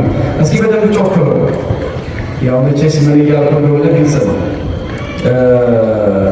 ሌሎቹ የማያፍሩበትን የሆነ ነገር እየተናገሩ እናንተ ምን ነው በግዕዝ ለስለስ አላችሁበት ማለት ነው። እስኪ ሰበሰበ እስኪ እንዘ መላኪ ውእቱ እምታይተ እግዚአብሔር ሰረቀ ወበላ እምዝ ዘኢታዘዘ ሎቱ። እስኪ ሊገብራ ብራዎች ሰበሰበ እሺ ሙሉ ይዘዋል ይዤላችኋለሁ። ሰውስ ከእግዚአብሔር በታች ገዢ አዛዥ ጌታ ሆኖ ሳለ ካልተፈቀደለት እጽ ሰርቆ በላ ይላል። ካልተፈቀደለት እጽ ምን ብሎ በላ? ስለዚህ የሰረቀ ደግሞ ምንድነው ስሙ? የመጀመሪያዋ ሌባ ሴት ናት ያልኳችሁ የሰረቀ ሌባ ስለሚባል ሌላ ደግሞ ተመልከቱ ክርስቲያኖች፣ ዕፀ በለስ ሰርቀን በላን። ወደዚህ ምድር እንግዶች ሆነን እስረኞች ይህ ዓለም እስር ቤት እኮ ነው ታውቃላችሁ። ክርስቶስም የመጣ እስረኛ ሊጠይቅ ነው ታውቃላችሁ። አሁን ያለነው እስር ቤት ላይ ነው። ሌባ ተፈርዶበት ወደሚኖርበት ዓለም ነው ክርስቶስም የመጣ። እዚያው እስር ቤት የተወለድን ሰዎች ነን እኛ ማለት። ከገነት ሰርቀው የተባረሩ አዳምና ሔዋን እዚህ ምድር ላይ የወለዱን ያበዙ ሰዎች ነን፣ ልጆች ነን እኛ ማለት እና ሞት ማለት ደግሞ ምን ማለት ነው ያላችሁ እንደሆነ ከእስር ቤት መውጣት ማለት ነው። የሰው ልጅ ሰርቆ በልቶ በእስር ምክንያት ወደ ከመጣበት ዓለም ወደ ተፈጠረበት ዓለም ወደ ገነት ወደ መንግሥተ ሰማያት የሚሄደው ሰው በሞት አማካኝነት ነው። ሞት ማለት ወደ ቀደመ ክብራችን ወደ ቀደመ ሀገራችን የምንሄድበት ትራንስፖርት ነው። እዚያ አውሮፕላን አይገባም፣ እዚያ መርከብ የለም፣ እዚያ የባህር የብስ ትራንስፖርት የአየር ትራንስፖርት የለም። ትራንስፖርቱ ሞት ነው። ዛሬ ሞት ማለት እንደ ትራንስፖርት ብቻ ነው የምንጠቀምበት። ምንም በክርስቲያኖች ላይ ኃይል የለውም። በድንግል ማርያም ላይ ኃይል እንደሌለው ሁሉ በነገራችን ላይ የድንግል ማርያምን ሞትና የክርስቶስን ሞት ሊቃውንት ሲገልጹት ጦመኛ ሞት ይሉታል። ምን አይነት ሞት አልኳችሁ? ለምን ጾመኛ እንዳሉት ልንገራችሁ። ለምሳሌ በጾም ሽሮ የምትሰራ ሴት ያው መቼም በጾም ቀን ስጋት ሰላም ጿሚ ከሆነች በጾም ቀን ሽሮ የምትሰራ ሴት ጨውን፣ ዘይቱን ምናምን የሆነ ነገሩን ለመቅመስ ትቀምሳለች። አትቀምስም? በማንኪያ ወጣ አድርጋ ትቀምሳለች። ምን ነው ወጥ ምሳሌ ነው የሚሆነው ሰው ነው አንቀምስም ነው አትቀምሱት። እና በሽታውን የምታውቁት የጨውን መጠን ምናምን እንዴት ነው የምታውቁት? እሺ ጨው በዝቶ ከሆነ ስለገና ለምሳሌ ውሃ ልትጨምሪበት አይ ማለት እስከ 6 ሰዓት እስከ 9 እስከ 7 ልትቆዩ ከሆነ ብቻ እስከ 10 ሰዓት ቆይታችሁ ነው ጣሙን የምታውቁት። እናንተ እምነት የሚገርም ነው። አባቶቻችን ግን ተመልከቱ፣ በምን አይነት ሴት መሰሉት መሰላችሁ? ሞትን ጾመኛ ሴት ይሉታል። ወጥ እንደምትሰራ ጾመኛ ሴት ይሉታል። የዛሬውን ሞት ይህቺ ጾመኛ ሴት እንዳትውጠው በትንሽ ነገር በማማሰያ ያወጣችውን ወጥ አምጥታ ትቀምሰዋለች። እንዳትወጣው ጾም ነው፣ እንዳትተው ወጡን ጣሙን ማወቅ አለባት። ስለዚህ ምን ታደርገዋለች? ወደ አፏ ታስገባውና ጢቅ ትለዋለች ይላል። ጢቅ ማለት በአባቶቻችን አነጋገር መጥፋት ማለት ነው። ቴስት የሚታወቀው በሆድ አይደለም፣ በምላስ ነው። ከምላስም ምላስ በጫፍ ነው። ስለዚህ በምላሷ ትቀምሰውና ትተፋዋለች። አትውጠው፣ ትቀምሰዋለች። ግን ምን አትለው አልኳችሁ እንዴ? ይቻላል እንዴ ብላችሁ ደግሞ በኋላ እንዳትጠይቁ። በቃ አባቶቻችን አሉ አልኳችሁ። ተርጓሚ ያዲቃው ደግሞ ይሄ እዚህ ጋር ምላስ ጫፍ ላይ እቺ ነጥብ የምታህል ነገር መጣጾም ታሽረኛለች። ለቆራቢ ብቻ ነው የሚከለከለው ክርስቲያኖች። ይህን ያህል ደግሞ ጥንቁቅ ለመሆን በጆሮአችን ስንት ነገር ይገባል። እንደ ሰው የሚያሽር ከአንደበታችን ብዙ ነገር ይወጣል። እንደ ሰው የሚያሽር ከስጋና ከእንቁላል ይሄ ማለት ነው። ስጋና እንቁላል ደግሞ ችግር የለውም እንዴ ከነገር ይልቅ እንዳትሉ ብቻ ከዚያ የከፋ ነገር አለ ለማለት ያህል እንጂ ሁሉም እርም ናቸው በጾም ጊዜ። ለማንኛውም ክርስቲያኖች ሞት ማለት እንደ ጾመኛ ሴት ወጠ ሰሪ እንደሷ ነው የሆነው። ዛሬ ትቀምሰዋለች ግን አትውጠው። መጀመሪያ የክርስቶስን ሥጋ ሞት ለመቅመስ ተቀበረ ክርስቶስ። ሞት አፍርሶ አበሰበሰው እንዴ? በስንተኛው ቀን ተነሳ? በሦስተኛው ቀን። ድንግል ማርያም እንደ ልጇ ሞት አፍርሶ አበስብሶ ሳያስቀራት ሥጋዋን እቀምሳለሁ መስሎት ሥጋዋን አፍርሼ አበስብሼ እቀራለሁ መስሎት እንደሌላው ሰው ተመልከቱ። ድንግል ማርያምም እንደ ልጇ እንደ መድኃኔዓለም ሞታ ነበር፣ ተቀብራ ነበር። ግን ሞት ጾመኛ ሴት መሰለ አሉ ሊቃውንት። የማይበላውን ቀመሰ ይህ ማለታቸው ምን? የማይበላውን ምን አለ? የማይበላውን ቀመሰ ማለት አፈር ተጭኗታል ድንግል ማርያምን። ክርስቶስም አፈር ተጭኖት ነበረ። ተመልከቱ። ቀመሰ ማለት መቃብር ውስጥ እንዲገባ ሆነ። የክርስቶስ ሥጋ መቃብር ውስጥ ገብቷል። የድንግል ማርያም ሥጋ መቃብር ውስጥ ገብቷል። ግን ያቺ ጾመኛ ሴት ትቀምሰዋለች እንጂ እንደማትውጠው እንደምትተፋው ሁሉ ሞት የክርስቶስን ሥጋና የክርስቶስን እናት የድንግል ማርያምን ሥጋ አይቶት ትንሽ እንዲሁ ትንሽ ቀን የድንግል ማርያምን ያው ብዙ ሊቃውንት ትንሽ ለየት ያለ ትርጓሜ ያላቸው፣ አንዳንዶቹ 3 ቀን ለክርስቶስ ይላሉ። እኔ በተማርኩበት ትምህርት ቤትና አብዛኞቹ ሊቃውንት ደግሞ ምናልባት ጥቂቶቹ 3 ቀን የሚሉ ስላሉ ማለት ነው። ነገር ግን ታላላቆቻችን በግድ በዚህ ጉዳይ ላይ እንግዲህ የተለያየ ሀሳብ ሊመጣ ስለሚችል ዋናው መነሳቷን ማመን ነው እና እኔን ያስተማሩ ሊቃውንት እንደ ልጇ ትንሣኤ ማለት 3 ቀን ማለት አይደለም። ምክንያቱም እኛም እንደ ልጇ ነው የምንነሳው ይላል። እኛም እንደማን ነው የምንነሳው? ይሄን ታውቃላችሁ አይደል? እንደ ልጇ እንደ ክርስቶስ ነው የምንነሳው። አዳምም የሚነሳው እንደ ልጇ ነው። ስንት ሺህ ዓመት ኖሮ አይታወቅም። እኛም እንደ ልጇ እንደ ክርስቶስ ነው የምንነሳው። እንዴት? ስንት ዓመት ኖረ? 3 ቀን በመቃብር ቆይተን ማለት አይደለም። በአዲስ ሥጋ በዕለተ እሑድ ማለት ነው። 2 ነገሮች ናቸው እንደ ልጇ ትንሣኤ የሚያስብለው።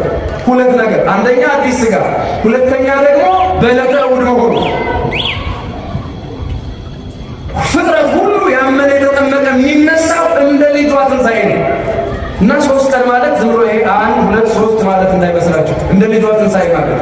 ለማንኛውም ሞት ዛሬ ድንግል ማርያም ሞተች ብሎ ሲደሰት ሥጋዋን እበላለሁ፣ አፈርሳለሁ፣ አበሰብሳለሁ ብሎ ሲያስብ ይሄ ሞት በነቢያት በብዙ አባቶች ላይ የለመደውን አፍርሶ አበስብሶ የማስቀረት ስልጣን ያጣበት የድንግል ማርያምን ሥጋ የቀመሰበት ግን ሥጋዋን አፍርሶ አበስብሶ ላያስቀረው መልሶ የተፋበት ጊዜ ነው። ውበቴ ሆይ ነይ የሚለው ቃል እንግዲህ ይህንን ያመለክታል። ለማንኛውም ወደዚያኛው ታሪክ ልመልሳችሁና ድንግል ማርያም እዚህ ምድር ላይ የኖረችው የዲያስፖራው አዳም የሔዋን ልጅ ሆና ስለኖረች ራሷ ድንግል ማርያም ዲያስፖራ ነበረች። ስደተኛ ማለት ነው። ስደተኛ ነበረች። ስለዚህ ወዳጄ ሆይ ውበቴ ሆይ ነይ ብሎ የሚጠራት ክርስቶስ ልጇ ምን ማለት ነው? ከስደት ዓለም ተመለሽ፣ ከስደት ዓለም ነይ ያለ ነው የሚጠራት። ስደተኛ ወደ ሀገሩ ሲሄድ ያስደስታል አያስደስትም? የተሰደደ ሰው እንደተሰደደ ሲቀር ነው ወይስ ሲመለስ ነው ደስ የሚለው? አቤት! ሞት ማለት ከተሰደድን በኋላ የምንመለስበት መመለሻ ትራንስፖርታችን ነው። ዛሬ ድንግል ማርያም በዚህ ሞት አማካኝነት ከስደት የተመለሰችበት ቀን ነው። ሌላ ምንም ቋንቋ የለው። ከምን የተመለሰችበት አልኳችሁ? አቤት! እኛንም እግዚአብሔር አምላክ በእውነት በንስሐ ከስደት የምንመለስበትን ጊዜ የምንመለስበትን ጊዜ ያምጣልን። ከስደት ማለት አንደኛ በኃጢአት ኮብልሎ ከመቅደሱ ርቆ ከሥጋው ከደሙ ርቆ የሚኖር ማለት ነው። ሁለተኛ ስደት ማለት እዚህ ምድር ላይ በስደት የምንኖር እኛም ዲያስፖራዎች ነን ብያችኋለሁ። ለምሳሌ ነብዩ ዳዊት በመዝሙር 39 ላይ እኔ እንደ አባቶቼ እንግዳና በምድር ላይ መጻተኛ ነኝ ይላል። እንደ አባቶቼ እንግዳ፣ እንደ አባቶቼ ምንድን ነኝ አለ? አቤት አንዳንድ ጊዜ አሁን ያረፍንበትን ቤት የእንግዳ ማረፊያ ይላል። አብርሃም ሊመጣ መሳሳቱ ነው። እንደሱ ዘመን መስሎት እንግዳ ማረፊያ ሲል ብር የሌለው እንግዳ ያርፋል አያርፍም ይመስለኛል። እኛ በቤተ ክርስቲያን ከሆነ አላውቅም ሂደቱ፣ ግን ሌላው እንግዳ ማለት ነው ብር ሳይዝ እንግዳ ነኝ ብሎ ማለፍ ይችላል አያርፍም? ኧረ አይሆንም የሚመስል አይሆንም። ብር ከሌለ አታርፍም። እንግዳ ማረፊያ የሚለው ብሩን ጨምረህ ሲኖር ነው። እንግዳው ብሩ ነው ዋናው እዚህ ምድር ላይ። ይህ ዓለም በራሱ የእንግዳ ማረፊያ እንደሆነ ታውቃላችሁ። አሁን ድንግል ማርያም የእንግድነት ጊዜዋን ነው በ64 ዓመቷ የጨረሰችው። እኛ መቼ የእንግድነት ጊዜያችን እንደሚያልቅ አናውቅም። ነቢዩ ዳዊት ግን እኔ በምድር ላይ እንግዳ ነኝ አለ። አስቡት፣ ዳዊት የሴት ወይዛዝርት የወንድ መኳንንት የሚፈቱ የሚታጠሩለት ደግሞ 40 ዘመን ሙሉ እስራኤልን በፍቅርና በአንድነት የመራ የእስራኤል ተወዳጅ ንጉሥ ነው። እሱ በምድር ላይ እንግዳ ነኝ አለ። ንጉሱ በምድር ላይ እንግዳ ነኝ አለ። ንጉሥ ዳዊት በምድር ላይ ምንድን ነኝ አለ? አቤት! በዚያ በሰላም ዘመን፣ በዚያ በፍቅር ዘመን ዳዊት እንግዳ ነኝ ካለ እኛ ገብቶ መውጣት የከበደን ሰዎች ደግሞ ምን ያህል እንግድነት እንደሚሰማን አስቡት። እንግዳ ማለት እንደ ዓለም ነው የምላችሁ። ይህ ዓለም የእንግዶች መቆያ ነው፣ የእስረኞች የሌቦች መቆያ ነው። ምንም እንኳን የሌብነት ዕዳችን ቢደመሰስልንም ወደ ገነት ወደ መንግሥተ ሰማያት እስክንሄድ ድረስ ይህ ዕዳችን ተሰረዘልን እንጂ መኖሪያችን የእስረኞች ዓለም ነው፣ የእንግዶች መኖሪያ ነው። እና ይሄ እኛ ሰዎች የምናርፍበት ጠባቡ ማረፊያና ሰፊው የእንግዳ ማረፊያ ዓለም ነው። ምናልባት ሰዎች የእንግዳ ማረፊያ ብለው ህንፃ ሆቴል ሰርተው እንግዳ ማረፊያ ይሉታል፣ ከፍለን የምናድርበት። እስኪ በንጽጽር ልንገራችሁ። ይሄ ጠባቡ የእንግዳ ማረፊያ ከፍለን እናድርበታለን፣ እንወጣለን። በእንግድነት 3 ቀን 4 ቀን ወይ 1 ቀን እናድርበታለን። ሻንጣ ይዘን እንገባለን፣ ሻንጣችንን ይዘን እንወጣለን። ዕቃ ይዘን እንገባለን፣ ዕቃችንን ይዘን እንወጣለን። ሰፊው ዳዊት እንግዳ ነኝ ብሎ የተናገረለት ሰፊው የእንግዳ ማረፊያ የዓለም እዚህ ዓለም ላይ ደግሞ ስንወጣ ሰዎች እንደሰሩት ህንፃ ይዘነው የምንወጣው ሻንጣ የለንም። ተይዘን የምንወጣ ሻንጣዎች ነን ራሳችን። በነገራችን ላይ አስከሬን ማለት ሳጥን ማለት ነው። አስከሬን ማለት ነው ማለት ነው አልኳችሁ። ድንግል ማርያምን መዝገበ ባህሪ አስከሬነ ወርቅ ጽሩይ መዝገበ ባህሪ ይላታል። ድንግል ማርያምን እንኳን የወርቅ ሳጥን ይላታል። አስከሬነ ወርቅ ማለት እሱ ነው፣ የወርቅ ሳጥን። ወርቅ የተባለ መድኃኒታችን ኢየሱስ ክርስቶስ ነው። አስከሬኑ ሳጥኑ ደግሞ ድንግል ማርያም መሆኗ ነው ወይም እሷ ነው። እና የሰው ስጋ ሳጥን ይባላል።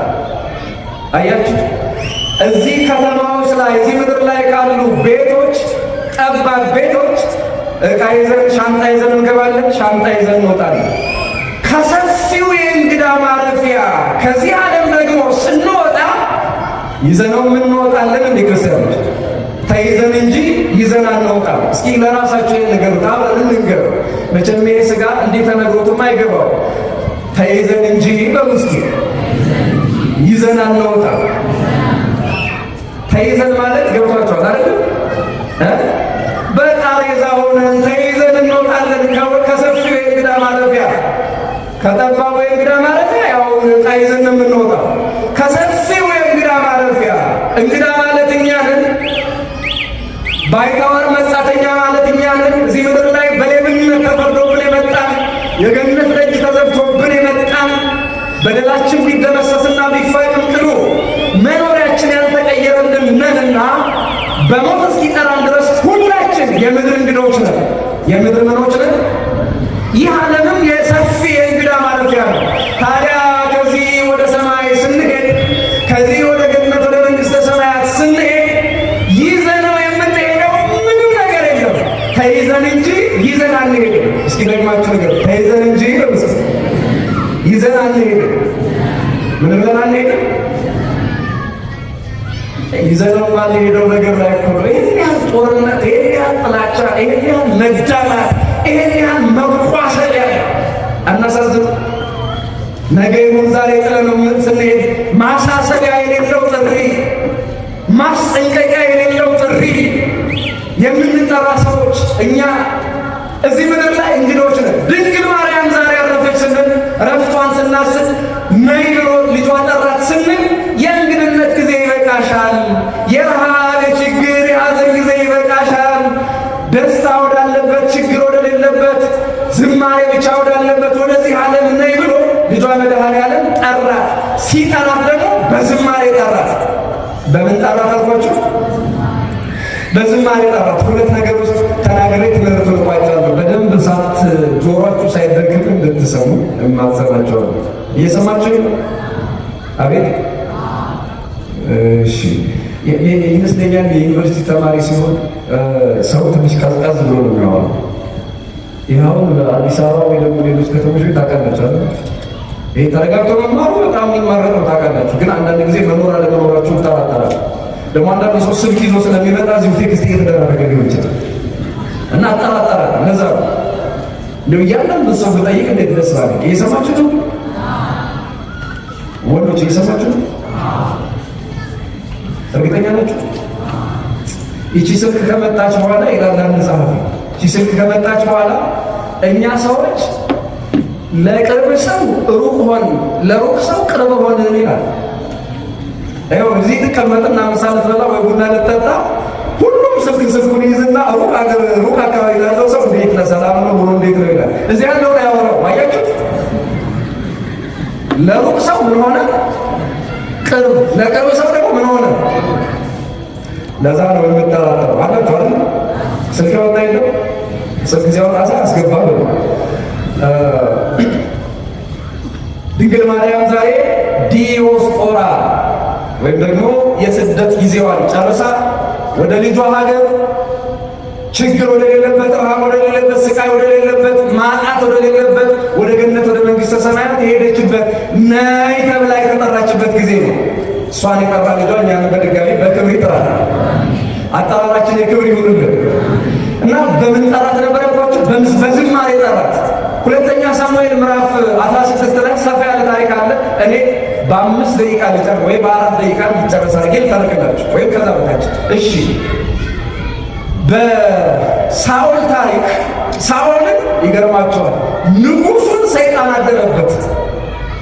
የሚያስፈራ ንጉሱን ምን አደረበት?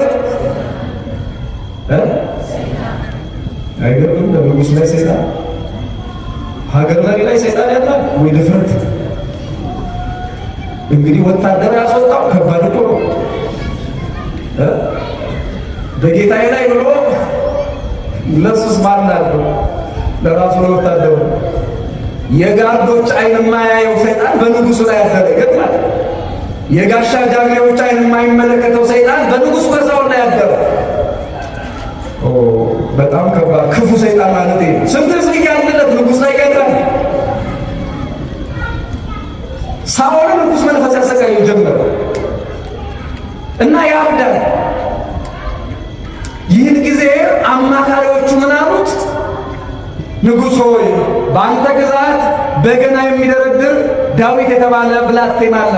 ማን የተባለ ብላቴና?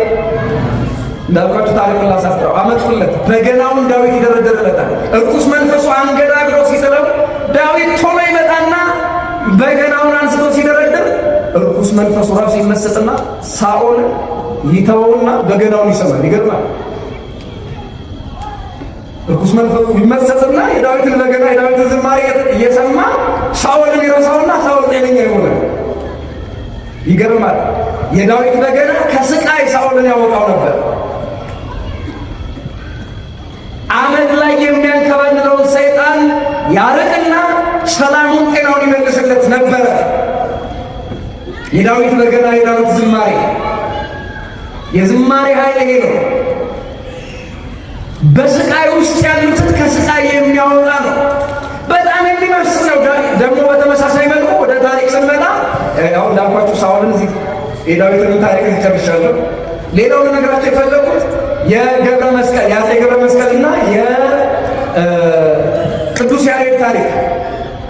ቅዱስ ያሬድ ከሰማይ ያመጣውን የዜማ ስልት እያሰማ ሰማያዊውን ዜማ ሲያሰማ ሲያዜም ንጉሥ ገብረ መስቀል በተመስጦ ከቅዱስ ያሬድ ጋር ለካ አብሮ እየዘመመ ነበረ።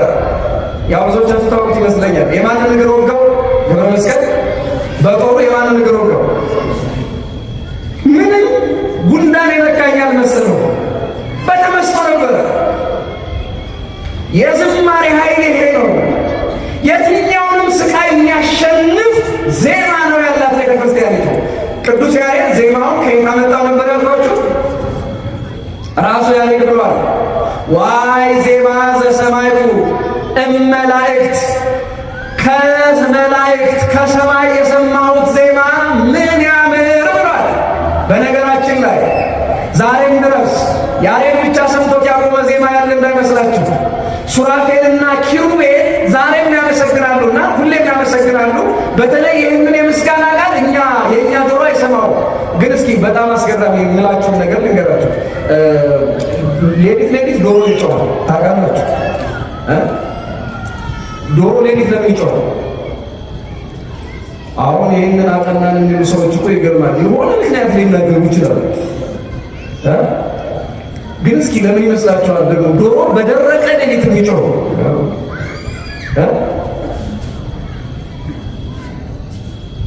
ደግሞ በጣም የሚገርመው ሴቷ የምትጮህ አይመስለኝም አይደል? ሴቷ ትጮኻለች እንዴ? ለምን ነው ሴቷ ደግሞ አትጮህም? ወንዱ ነው የሚጮኸው። ይገርማል እሱ ራሱ እና ለምን ይመስላል? እሺ ሰዓቱ እንዳይሄድ ልንገራችሁ።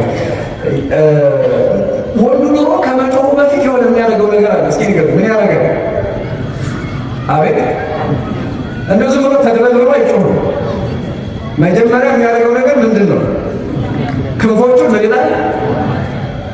ትንቢተ ኢሳይያስ ምዕራፍ 6 የዮሐንስ ራእይ ምዕራፍ 4 ቁጥር 6 ጀምራችሁ ስትመለከቱ እነዚህ ስድስት ክንፍ ያላቸው ሱራፌልና ኪሩቤልን እናያለን። እነዚህ ሱራፌልና ኪሩቤል 24 ሰዓት ነው የሚያመሰግኑት። ለሌላው ፍጥረት የሚሰማው ምንም እንኳን የኛ ጆሮ ባይሰማው፣ ግን በዚያ ሌሊት ደግሞ ፍጥረት ለምስጋና እንዲነቃ አላርም ሆነው ደወል ሆነው ሰውን ከእንቅልፍ ቀስቅሰው ለምስጋና የሚያተጉ የምድራችን የቤታችን እንስሶች ዶሮዎች አሉ። እነሱ ይገርማቸዋል። የእኛ ጆሮ ሳይሰማ የመላእክትን ዜማ ይሰማሉ። እና ልክ እንደሚሰሙት ነው የሚያደርጉት። ሱራፌልና ኪሩቤል የሚያመሰግኑ በክንፋቸው እያሸበሸቡ ነው። ከዚያ ያመሰግናል። በተመሳሳይ መልኩ እነዚህ በቤታችን የሚያድሩት እኛ አርደን የምንበላቸው ዶሮዎች ደግሞ መጀመሪያ ልክ እንደሰሙት ያሸበሽባሉ በክንፎቻቸው፣ ክንፎቻቸውን ያማታሉ። ቀጥሎ ደግሞ ይጮኻሉ። በዚያ ደረቅ ሌሊት ምን ነው የሚያስተዋቸው? የሥነ ፍጥረቱ ሊቅ እንዲህ ነው የሚሉ የሱራፌልን የኪሩቤልን ዜማ ሰምተው ነው። የማንን ዜማ ሰምተው አልኳቸው? አቤት! ሱራፌልና ኪሩቤል ሲያመሰግኑ ይሰሙና ይጮኻሉ። ከዚያ ውጭ በዚህ ምክንያት ይጮኻሉ የሚል ሰው ካለ እንዳለ ይንገር። አያችሁ፣ ሱራፌልና ኪሩቤል ያመሰገኑትን ዜማ እንስሳት እንኳን ሳይቀር በደረቅ ሌሊት እንዲያመሰግኑ የሚያደርግ አምላካቸውን እንዲያመሰግኑ በራሳቸው ቋንቋ በራሳቸው ደመነፍሳዊ ነገር እንዲያመሰግኑ የሚያደርግ እግዚአብሔር ለቅዱስ ያሬድም ይህንን ዜማ ነው ያሰማው። ይህንን ዜማ ሰምቶ ሲያመሰግን ቅዱስ ያሬድ እግሩ ቆስሎ መቁሰሉን እንኳን አልሰማም ነበር። ድንግል ማርያም ሞት የተባለ አስጨናቂ ነገር ወደ እሷ በመጣ ጊዜ ደንግጣ ነበር። ቅዱስ ያሬድ ይነግረናል። እፎኑ ማምላክ በከየት ደንጊጻ፣ ድንግል ማርያም እንዴት ደንግጣ አለቀሰች። ከመ ሁሉ ሰብ ሞት ሶባወፃ፣ ሞት እንደ ሰው ሁሉ በጎበኛት ጊዜ ድንግል ማርያም እንዴት ደንግጣ አለቀሰች ብሎ ይደነቃል ቅዱስ ያሬድ። ድንግል ማርያም ትደነግጣለች። ይሄ ድንጋጤ ከምን የመነጨ መሰላችሁ? ክርስቶስ አምላካችን እንኳን ሰው መሆኑ ሥጋ መልበሱን ለማጠየቅ ይህች ጽዋ ከኔ ትለፍ እያለ ተናግሮ ነበር አይደለ? ማቴዎስ 26 ነው። ሞትን እኮ ነው ጽዋ የሚለው። አያችሁ፣ ድንግል ማርያም ተጨነቀች ብንል የሚገርም አይደለም። ድንግል ማርያም የለበሰው ሥጋ ፍጹም ሰው መሆኑን ለማስረዳት ለማመልከት ክርስቶስም ተጨነቀ ይለዋል። ባይጨነቅማ አምላክ አይደለም ሰው ብቻ ነው። ምንድነው ጭንቀትን ባይጨነቅ ፍርሃትን ባይፈራ ኖሮ አምላክ ብቻ ነው ብለው ይሉ ነበር ሰዎች። ምን ብቻ ነው አልኳችሁ? ይኸው ሞትን እኮ አይፈራው አምላክ ብቻ ነው የሥጋ ባህሪ የለውም ብለው እንዳይክዱ ሰዎች ሰውም አምላክም መሆኑን ለማስረዳት የሰውን ባህሪ አድርጎ ሞትን ፈራ ይላል። ስለዚህ ድንግል ማርያም ፈራች። የሰው ባህሪ የሰው ተባይ ምንም የሚደንቅ ነገር አለ። ይህ ጊዜ ይህ አስጨናቂ ሞት ወደ እሷ በመጣ ጊዜ ድንግል ማርያም ሞትን እንዳታስታውሰው የሞት ከባድነት መራራነት እሷን እንዳስጨንቃት ያ በገና ሳኦልን ከሰይጣን ቁራኝነት ነፃ ያወጣ የነበረ ዜማ ወደ ድንግል ማርያም ጆሮ መጣ። ያ ያሬድ ቅዱስ ያሬድ በጦር የቆሰለ ቁስሉ ሳይሰማው በተመስጦ እንዲያመሰግን ያደረገው የመላእክት ዜማ ወደ ድንግል ማርያም ጆሮ ደረሰ። ይህንን ዜማ ስትሰማ ድንግል ማርያም በደስታ ሞትን ሳትሰማው ሞት የበለጠ ሳያስጨንቃት በክብር ነፍሷ ከሥጋዋ ተለየች። በኋላ እንደሚለው ትንሣኤ ተነሳች። ሞት ጾመኛ ሆነ። ሞትን ጾመኛ ላደረገ ለድንግል ማርያም ልጅ ክብር ምስጋና ለስሙ ይሁን። ሰዎች ሰውን ገድለው እንዲጨበጨብላቸው ሞትን የገደለች ድንግል ማርያም ክብር ምስጋና ለስሙ ሞት ነው ታውቃላችሁ። ሞት መስመር አያገባል አጣ። ምክንያቱም መለኮትን ልጅ ያለች እናት ናት። እግዚአብሔርን ልጅ ያለች ብቸኛ እናት ናት። ስለዚህ ሞት በእሷ ላይ አቅም አጣ። ውበቴ ሆይ ነይ ብሎ የጠራት ክርስቶስ በዝማሬ በቅዱሳን መላእክት ዝማሬ በነ ዳዊት በገና እናቱን ጠራት። ውበቴ ሆይ ነይ አላት።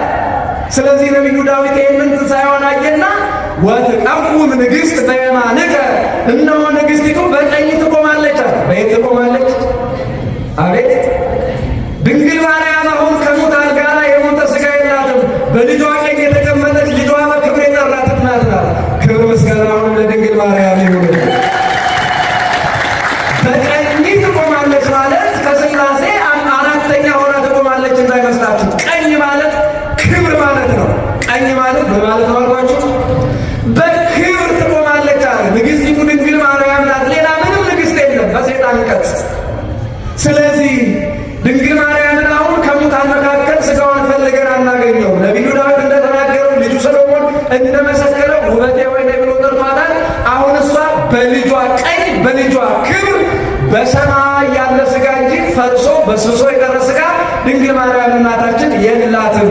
ይህን ትንሣኤ ይህን ክብር በእሷ በኩል ለእኛ ያሳየ እግዚአብሔር ክብር ምስጋና ለስሙ ይሁንልን። እናመሰግናለን።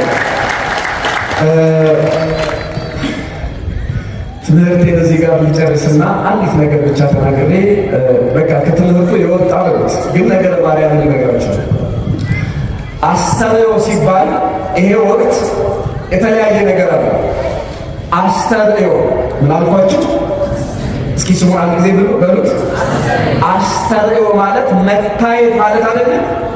እንደው ለመሆኑ ከጥር 11 ጀምሮ አስተርእዮ የምንለው እስከ አሁን ድረስ ያለውን ጊዜ ለምንድን ነው አስተርእዮ የምንለው የሚለውን ነገር ተናግሬ ለመጨረስ ያህል ወደ ሌላ ነገር አልሄድም። ራስ በታችሁ ይሰጣችሁ ነው ቤተክርስቲያን ይችላል። ዛሬ 40 ደቂቃ ብዬ ነበር የወጣው 40 ዓመት ነው ይሁንት። ራስ በታችሁ በታችሁ። ስለዚህ ትንሽ ቆያለሁ። እንደው ሜዳላችሁ ትሄዳላችሁ መስሎኝ እኮ እስካሁን በዚህ። ስለዚህ ትንሽ 40 ደቂቃ ቆያለሁ። አስተርእዮ ማለት አንደኛ የሥላሴ መገለጥ ማለት ነው። አስተርእዮ ኤጲፋኒ የሚባለው ቃል በሌላው አስተርእዮ በግዕዙ መገለጥ ማለት ነው። ይሄ ብዙዎቻችሁ ታውቃላችሁ። አስተርእዮ ማለት ምንድን ነው አልኳችሁ? የምን መገለጥ ያላችሁ እንደሆነ አንደኛ የሥላሴ መገለጥ። እግዚአብሔር አብ በደመና ሆኖ የምወደው ልጄ እሱ ነው፣ እሱ ምን በሉት አለ? ስሙት አለ። ይሄ አንደኛው መገለጥ ነው። መንፈስ ቅዱስ በምን አምሳል ወረደ? በርግብ አምሳል ወርዶ በማን ራስ ላይ ያረፈው? በክርስቶስ ላይ። ክርስቶስ ደግሞ በዮሐንስ እጅ ሲጠመቅ ታየ። ይሄ የሥላሴ አንድነትና ሦስትነት የተገለጠበት ስለሆነ ቀኑ አስተርእዮ ይባላል። ይሄ ወር እስካሁን ያለው ጊዜ ሁለተኛ በድንግል ማርያም ዕረፍት ላይ ያለው ቀን ነው። ድንግል ማርያም በአዳምና በልጆቹ ዓይን የተገለጠችበት ጊዜ ነው። ይገርማችኋል። አዳምና ልጆቹ ሲኦል ውስጥ ሆነው ድንግል ማርያምን ሲጠብቁ ነበር። ምን ሲሉ ነበር አሏችሁ? ቀሌምንጦስ እንደሚነግረን ክርስቶስ አምላካችን እግዚአብሔር አዳምን እንዲህ ብሎት ነበር። 5500 ዘመን ሲፈጸም ከልጅ ልጅ ተወልጄ አድንሃለሁ ብሎት ነበር። ከምን ተወልጄ? ከልጅ ልጅ እና አዳም ይቺ ልጅ ማን ናት ብሎ ሲያስብ አሁን አንዳንዶቹ የቀን አቆጣጠር የተለያየ ከምን መጣ እንዴት ጀመረ የሚለውን ሲናገሩ የተለያየ ምክንያት አላቸው። የቤተ ክርስቲያናችን አንደኛውን ምክንያት ልንገራችሁ። ከልጅ ልጅ ተወልጄ አድንሃለሁ ስላለ ወይ የልጅ ልጅ ሆና እግዚአብሔርን ልጅ ብላ የምታድነኝ ደግሞ እሷ ማን ናት ብሎ 5500 ዘመንን ለማግኘት መቁጠር የጀመረ ይህንን የተስፋ ቃል ከጀመረ በኋላ አሁን ብዙዎች ይገርማቸዋል። እኛ ወር በገባ አንደኛውን የመጀመሪያውን ቀን ምን ብለን እንጠራዋለን? እስኪ ንገሩ። አቤት ረሳችሁት? ወር በገባ ግን አንደኛው ቀን ነው ይባላል ልደታ። የወሩ መጀመሪያ ምን ማለት ነው? ልደታ። የሁሉም ወር መጀመሪያ ልደታ እየተባለ ይጠራል። እናንተ ይገርማቸዋል። የወር መጀመሪያ የቁጥራችን መጀመሪያም ድንግል ማርያም እንደሆነች ታውቀው ይሆን? 5500 ዘመንን ለማግኘት አዳም ከልጅ ልጅ ተወልጄ አድንሃለሁ የሚለውን ቃል ሲሰማ ይቺ ጌታዬን ወልዳ ጌታዬን ልጄ ብላ የምትጠራዋን ልጄ ማንናት ብሎ እሷ ተወልዳ የምትወልድበትን ጊዜ ለማወቅ አዳም አንድ ብሎ ቁጥር ጀመረ። ስለዚህ የወር መጀመሪያ አይደለም፣ የዘመን መጀመሪያችንም ድንግል ማርያም እንደሆነች እንደውም ሰዎች ክብር ምስጋና ለእናታችን ለድንግል ማርያም ይሁን። የወር ብቻ አይደለም፣ የዘመናችንም ቁጥር መጀመሪያ አዳም መቁጠር የጀመረ ከልጅ ልጅ ተወልጄ አድንሃለሁ የሚል ቃልን ስለሰማ ያቺ ልጄ ማን ናት? ከኔ ተወልዳ ፈጣሪዬን ወልዳ መድኃኒቴን ወልዳ የድነት ምክንያት የምትሆነኝ ማናት ብሎ 5500 ዘመንን ቆጠረ። ይገርማቸዋል። እዚህ ምድር ላይ እየኖረ አልተሳካለትም። በሕይወተ ሥጋ ያለ አዳም የልጅ ልጁ ድንግል ማርያምን በዓይነ ሥጋ ማየት አልቻለም። ሞቶ ነፍስ ወደ ሲኦል ሄደች። በሲኦልም እያለ እሷን ሊያያት አልቻለም። እንደገና ክርስቶስ ልጇ ተወልዶ ተሰቅሎ በደሙ ፈሳሽነት ነፍሳትን ከሲኦል ሲያወጣ ወደ ገነት ሲወስድ አምላኩን አየ። የአምላኩን እናት ድንግል ማርያምን ግን አላያትም። ዛሬ ኤርምያስ ድንግል በድንግልና ትጸንሳለች ብሎ ተናገረ። ድንግል ማርያምን ግን በራእይ አያት እንጂ በአካለ ሥጋ አላያትም። ብዙ ነቢያት ድንግል ማርያምን በትንቢት መነጽራቸው አይተዋል፣ በአካለ ሥጋ ግን አላዩአትም፣ አዳምን ጨምሮ። ዛሬ አስተርእዮ የሚባለው ድንግል ማርያም አርፋ ወይም ደግሞ በሌላ አነጋገር ሞታ ወደ ገነት በሄደችበት ጊዜ እነዚያ ተስፋ ያደርጉ የነበሩ ነፍሳት ሁሉ ድንግል ማርያምን አይተው አንቺን የወለደች ማኅፀን የተከበረች ናት፣ አንቺን ያጠቡ ጡቶች ንዑዳን ክቡራን ናቸው፣ አንቺን የታቀፉ ክንዶች ንዑዳን ክቡራን ናቸው ብለው በገነት ያሉ ነፍሳትን ድንግል ማርያምን አይተው ድንግል ማርያም ተገልጣላቸው ያመሰገኑበት የምስጋና ቀናቸው ነው። እኛም እናመሰግናታለን። ክብር ምስጋና ለእናታችን ለድንግል ማርያም ይሁን። ስለዚህ ድንግል ማርያም በገነት ላሉ ነፍሳት የተገለጠችበት ጊዜ ስለሆነ አስተርእዮ ይባላል። ይህ ብቻ አይደለም። በእናቱ ዕረፍት ምክንያት የመጣው መድኃኔዓለምም ለደቀ መዛሙርቱ ሌላ ጊዜ የተገለጠበት ጊዜ ስለሆነ አስተርእዮ ይባላል። ተአምር የታየበት ጊዜ ነው። ታዲያ ይህ ሁሉ ሆኖ ድንግል ማርያምን እንደው ይሄን ያህል የምንወዳት ለምን ይመስላችኋል የሚለው 40 ደቂቃውን የትምህርት የማሳደግ ያደርጋል። ለምን ነው የምንወዳት? ለምን ነው የምናከብራት? ለምንድን ነው ወደ እሷ የምንጸልየው? እንደውም አንድ ወጣት ቀደም እየጠየቀ ነበር። ወደ እግዚአብሔር ከመጸለይ ይልቅ ለምንድን ነው ወደ ማርያም የምንጸልየው ብሎ ጠይቆ ነበር። እንዲያውም እዚህ ካለ ትሰማለህ፣ እግረ መንገዱ ማለት ነው። ይችን አጭር ታሪክ ተናግሬ ትምህርቱ ይባል አደራ። ልባቸው የትም እንዳይ አላችሁ አይደል? የሰማችሁ ነው። እኔን እንደሰማችሁ ቃሉን እንደሰማችሁ እግዚአብሔር ደግሞ እናንተን ይስማችሁ። ባሳለፍነው የቃና ዘገሊላ ታሪክ ላይ ሌላ አስተርእዮ አለ። ታምር የተገለጠበት አስተርእዮ። ታሪኩን በሰፊው አልተርክም፣ ባጭሩ ግን ልንገራችሁ። ያ ዶኪማስ ሰርግ ባዘጋጀ ጊዜ ድንግል ማርያምንና ኢየሱስ ክርስቶስን የጠራቸው ራሱ ዶኪማስ አይደለም። በታሪክ መጽሐፍ እንደተጻፈው ናትናኤል ነው። ናትናኤል ሐዋርያ ማን ነው አልኳችሁ? አቤት። ናትናኤል ማለት የዶኪማስ ያጎቱ ልጅ ነው። ናትናኤል የዶኪማስ ምን ነው አልኳችሁ? ያጎቱ ልጅ ነው። እና ያንን መምህራችሁን ያንን ከተለያየ ቦታ የሰበሰባቸውን ኢየሱስ ክርስቶስንና እናቱን ድንግል ማርያምን ለምን ወደ ሰርግ ያጠራልኝም ብሎ ዶኪማስ የሎካል ልጅ ዶኪማስ ጠራው። ኢየሱስ ክርስቶስ እንዲጋብዝለት ናትናኤልን አዘዘ፣ ለመነ። ናትናኤል የሚያውቁት ይጠራሃል፣ እባክህን ወደ ሰርጉ ከእናትህ ጋር እንሂድ ብሎ ተማጸነ። ኢየሱስ ክርስቶስም ወደ ሰርግ ቤት ሄደ። ብዙዎቻችሁ የምታውቁትን ታሪክ ልለፈውና ተመልከቱ። በመሃል በዚያ ድግስ መሃል ወይን አለቀ። ይሄ የምታውቁት ነው። ምን አለቀ?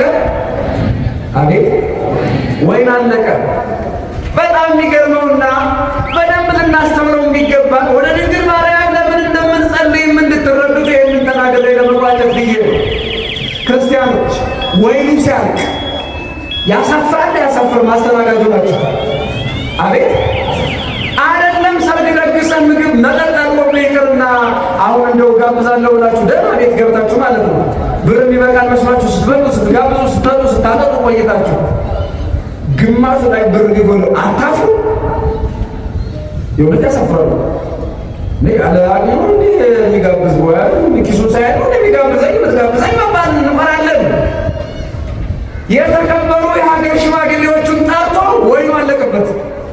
ደግሞ ሰው ሆኖ የሚገርማችሁ አንድ ጊዜ ይበላል፣ ብዙ ጊዜ ይጠጣል። ስለዚህ ቢጠጣ ሰዎቹ የሚጠጉ ናቸው። እንዲ 6 ጋን አለቀ። ስንት ጋን አለቀ? ተጣበባል 6 ይሄ በጣም እኮ ትንንሽ ጋኖችን ደግሞ የሚይዙ 3 እና 4 ትንንሽ ስራዎችን የሚይዙ የድንጋይ ጋኖች ናቸው። አለቁ። ከዚያስ በዚህ የሀፍረት ጊዜ በዚህ የጭንቅ ጊዜ ድንግል ማርያም ወይን እኮ ምን አለች? አቤት ወይን የላቸውም አለች። አሁን እኔ ልነግራችሁ የምፈልገዋቸው ነገር ወደ ነጥብ ይገባ። አሁን ይህንን የምታወስ ነገር ነው። ወይን የላቸውም ብላ ስትናገር ዶኪማስ እንደነገር አረ እንደው ልጅሽ የሆነ ነገር እንዲያርግ እባክሽን ብሎ ዶኪማስ ሄዶ የነገራት ይመስላችኋል? ናትናኤል ሄዶ የነገራት ይመስላችኋል? ወይን የላቸውም ብላ የተናገረች ለምን ይመስላችኋል ክርስቲያኖች? ማን ነግሯት ማለቁን ይመስላችኋል ክርስቲያኖች? ከሰርጉ ባለቤቶች መካከል ወይኑ እንዳለቀባቸው ማንም ለድንግል ማርያምም ለልጇ ለኢየሱስ ክርስቶስም የተናገረ የለም። ሁሉም አፍረው ምን እናድርግ፣ ምን መፍትሄ እናምጣ እያሉ የተጨነቁበት ጊዜ ነበረ።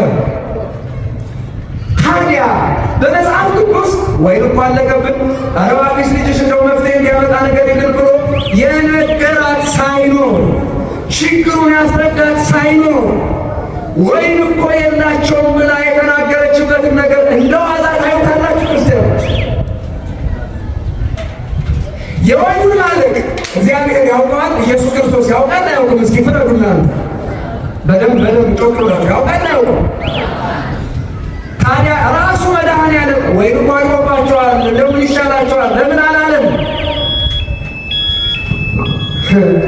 እሱ የሚያውቀውን ጉለት ሌሎች እስኪናገሩ ድረስ ዝም አለ። እናቱ እስክትናገር ዝም አለ። የወይኑን ማለት ከድንግል ማርያም በላይ ልጇ መድኃኒቷ ፈጣሪዋ እግዚአብሔር ያውቀዋል። የሚያውቀውን ጉለት ግን አውቄዋለሁና እኔ ችግሩን ልሙላው ቀድሜ መፍትሄ ላምጣ ሳይል ድንግል ማርያም እስክትናገር ዝም አለ። ማን እስክትናገር? ክርስቲያኖች እኛ እኮ ድንግል ማርያምን አማልጅን አስታርቂን የምንላት እንዲሁ ዝም ብለን አይደለም። እግዚአብሔር ችግራችንን ስለማያውቅ አይደለም። የቃናውን ወይን ማለት ራሱ እግዚአብሔር ያውቃል። በተጠራበት ቦታና ስፍራ ድንግል ማርያምን እግዚአብሔር ልጇም ኢየሱስ ክርስቶስ የሚያውቁት የወይኑን ማለቅ በጋራ ያውቁታል። እሷም እሱም ማለቁን ያውቃሉ። ግን ወይን እኮ የላቸውም ብላ እስክትነግረው ድረስ ዝም አለ። ታዲያ እኛ ወደ ድንግል ማርያም አማልጅን አስታርቂን የምንለው ከየት አምጥተን ነው? ከዚሁ ነው። ችግራችንን እሱ ያውቃል፣ ችግራችንን እሱ ይፈታል። ግን በዚያ ሰርግ ቤት ሳይነግሩሽ የልባቸውን አውቀሽ ወይን የላቸውም ብለሽ ለልጅሽ የተናገርሽማ አምላክ። አሁን አንዳንዶቹ እንዴ ጠጅን መጨመር የወይን ጠጅን እንዲሞላ ማድረግ ይህ ድንቅ ነገር ነው፣ ምን ይገርማል ይላሉ። እኛ የወይኑ ጉዳይ ሽተውት ግን ከጭንቀታቸው እንዲያርፉ፣ ከውርደት እንዲያርፉ፣ ከሰቀቀን ከመጓረድ እንዲያርፉ የችግራቸው የልባቸውን ችግር ያወቀችላቸው ድንግል ማርያም አይደለችም እንዴ? ማንም ሳይነግራት የጎደለውን ያወቀችው ድንግል ማርያም አይደለችም እንዴ? የፊታቸውን ችግራቸውን በፊታቸው ያወቀች፣ ፊታቸውን አንብባ ጓዳቸውን የተረዳች። ታውቃላችሁ፣ እንዲህ ከሆነ እኛ አሁን በቤቷ ስንመጣ ቃል ሳንናገር ችግራችን ምን እንደሆነ ድንግል ማርያም ታውቃለች አታውቅም? አቤት እንኳን በእኛ በፍጥረቱ ልብ ይቅርና በድንጋይ ጋኖች ውስጥ ምን እንደጎደለ እንኳን የማወቅ ጸጋ ተሰጥቷል፣ ማንም ሳይነግራት። ተመልከቱ፣ ሁለት ነገሮችን በደንብ ያዙ ክርስቲያኖች። አንደኛ ራሱ እግዚአብሔር እያወቀ ዝም ብሎ እናቱ እስክትነግረው ድረስ ቆይቶ በኋላ በሉ ልጄ የሚላችሁን አድርጉ ማለቷ፣ እሷ እስክትናገር ዝም ማለቱን በደንብ ያዙ። አያችሁ፣ ዛሬ እግዚአብሔር ያለምን ችግር ያውቃል፣ እግዚአብሔር ያለምን ጩኸት ይሰማል። ነገር ግን ቅዱሳኑ እስኪለምኑት ድረስ በቃ ዝም አለ። ለምን ብትል በቃ ምን አገባት? ከድንግል ማርያም ቀድሞ ወይን የላችሁም ማለት ይችላል አይችልም? እስኪ ንገሩ። አቤት ይችላል። ስናመስ ነው። ግን እናቱ እስክትጠይቀው ዝም አለ።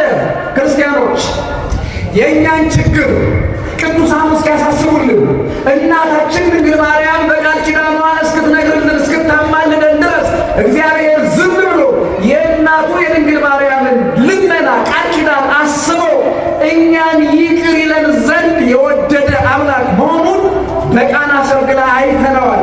ክብር ምስጋና ለድንግል ማርያም ይሁንና እንኳንስ ችግራችንን ነግረናል፣ ችግራችንን አልቅሰን በስዕሏ ፊት ቆመን ተናግረን ይቅርና ዝም ብንል እንኳን የልባችንን ታውቃለች። ምስክር የቃና ሰዎች ወይን አለቀብን አላሏትም፣ ችግራቸውን አልነገሯትም። ፊታቸውን አይታ የልባቸውን አወቀች። በደንብ ንገሩ። ፊታቸውን አይታ ምናቸውን አወቀች? መስክሩታ። ፊታቸውን አይታ ምናቸውን አወቀች? ያስጨነቃቸውን ችግር አወቀች፣ ማንም ሳይነግራት። ታዲያ የእኛ እናት ድንግል ማርያም ዛሬ የልባችንን ጭንቀት አይደለም በቤተ ክርስቲያኗ መጠን በስዕሏ ፊት ቆመን ስሟ በሚጠራበት ስፍራ መተን ይቅርና ጮኸን ተናግረን አልቅሰን ተናግረን ይቅርና ዝም ብንል እንኳን እንደ ዶኪማስ ሰርግ ቤት ዝም ብለን ብንቀመጥ እንኳን ችግራችንን መስማት ትችላለች። አትችልም? ትችላለች። ይሄው ምስክራችን የቃናው ሰርግ ቤት የዮሐንስ ወንጌል ምዕራፍ 2 ላይ እስኪ በጥያቄ ላሳደርገው ትምህርቴ። አንድ የመዘጋጃ ቤት ጉዳይ ኖራችሁ ዶክሜንት ይዛችሁ ወይም ሳትይዙ ዝም ብላችሁ ብትሄዱና ግቡ ተብላችሁ ታላደርሷችሁ ብትገቡ፣ እሺ ችግርሽ ምንድነው ተብላችሁ ችግር ምንድነው ተብለሽ ስትጠይቅ ዝም ብትል ያንተ ችግር ይሄ ነው ብሎ መልስ ይሰጣል? አቤት ዝምታን የሚያውቅ ባለስልጣን አለ የለም? አለ እንዴ? እብድና ብለው ነው የሚያባረሩ። ዝም ብትል ሄደ ዝም ብሎ ወይ በምልክት ቋንቋ መናገር ወይ በአንደበት መናገር። ዝም ብለህ የሆነ ወንበር ላይ ብትቀመጥ ችግር ነው ይታወቃል ብሎ ያንተን ችግር የሚፈታና የሚሰማ ማንም የለም። ዝምታን የሚያውቅ ዝምታን የሚተረጉም ማንም የለም። የዮሐንስ ወንጌል ምዕራፍ 2 ላይ ያለው የነገረ ማርያም ጉዳይ ግን አስደናቂ ነው። ድንግል ማርያም ወይን እንዳለቀባቸው በዚህም ኀፍረት እንደመጣ ማንም የነገራት የለም፣ ማንም። ስለዚህ በደጇ ዝም ብላችሁ ትቆሙ፣ በስዕሏ ፊት ዝም ብላችሁ ልትቀመጡ፣ የልባችሁን መሻት ፊታችሁን አይታ ታውቀዋለች። ማንም ሳይነግራት ዝምታን ትረዳለች። የልባችንን ጎደሎ ትሞላ ዘንድ ጸጋ ያላት እናታችን ድንግል ማርያም ወይን እኮ የላቸውም እስክትል ድረስ ልጇ ዝም አለ። የእኛ ችግርን ጎደሏችን እስኪሞላ ድረስ ድንግል ማርያም በቃል ኪዳኗ እስክታስበን ድረስ ልጇ ዝም የሚል ከሆነ እኛ ለእናቱ እንነግራለን፣ እናቱ ደግሞ ለማን ትናገራለች ማለት ነው? አቤት!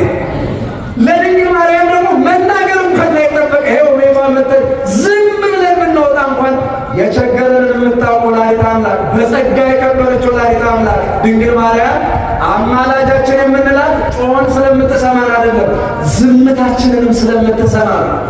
ምን ስለምትሰማ አልኳችሁ? ዝምታችንን፣ በዝምታ ውስጥ ያለ ችግራችንን የምትሰማ እናት ናት ዛሬ ያረፈችው። የዕረፍቷ ረድኤት በረከት ከሁላችን ጋር ይሁን። የዕረፍቷ ረድኤት በረከት የወላዲተ አምላክነት ጸጋ በሁላችን ላይ ይሁን። ውበቴ ሆይ ነይ፣ ለክርስቶስ ለፈጣሪዋ ለልጇ ውበት የሆነች ድንግል ማርያም ለእኛም ውበታችን ናት። ውበቴ ነሽ በሏት እስኪ እናንተስ እስኪ እንግዲህ በጣም ውበታችን ናት። ግን ደግሞ ከዚህ በላይ እስካሁን ብዙ ሰዓት ወስጃለሁ። ከዚህ በላይ ደግሞ እንዳልኩ ውበታችን ናት። እንዴት ውበታችን ትሆናለች? መጽሐፍ ቅዱስ ብዙ ማብራሪያ አለው፣ ብዙ ሀሳብ አለው። ግን ለዚሁ ለዛሬው ውበቴ ሆይ ነይ ብሎ የጠራት አምላክ ለእኛም ውበታችን አድርጎ በእናቱ በድንግል ማርያም ውበትነት በእሷ ፍቅር በእሷ መውደድ አስሮ በቤቱ ያኑረን። በዚያ በቃና ሰርግ ሳይነግሯት የጎደላቸውን ያወቀች ድንግል ማርያም ነግረናትም ሳንነግራትም የልባችንን መሻት ትፈጽምልን። የጎደለውን እያወቀ እናቱ እስክትናገር ዝም ያለ አምላክ ዛሬ ለእኛ ችግር ዝም ቢልም እንኳን እናቱ ድንግል ማርያምን ልጅሽ ዝም ብሏል፣ ልጅሽ የምህረት ቃል ተናግሮ ችግራችንን ሊፈታ አንቺ አሳስቢልን እያል በእናታችን በድንግል ማርያም ፍቅር ታስረን እንድንኖር አምላካችን እግዚአብሔር ይርዳል። ስብሐት ለእግዚአብሔር ወለ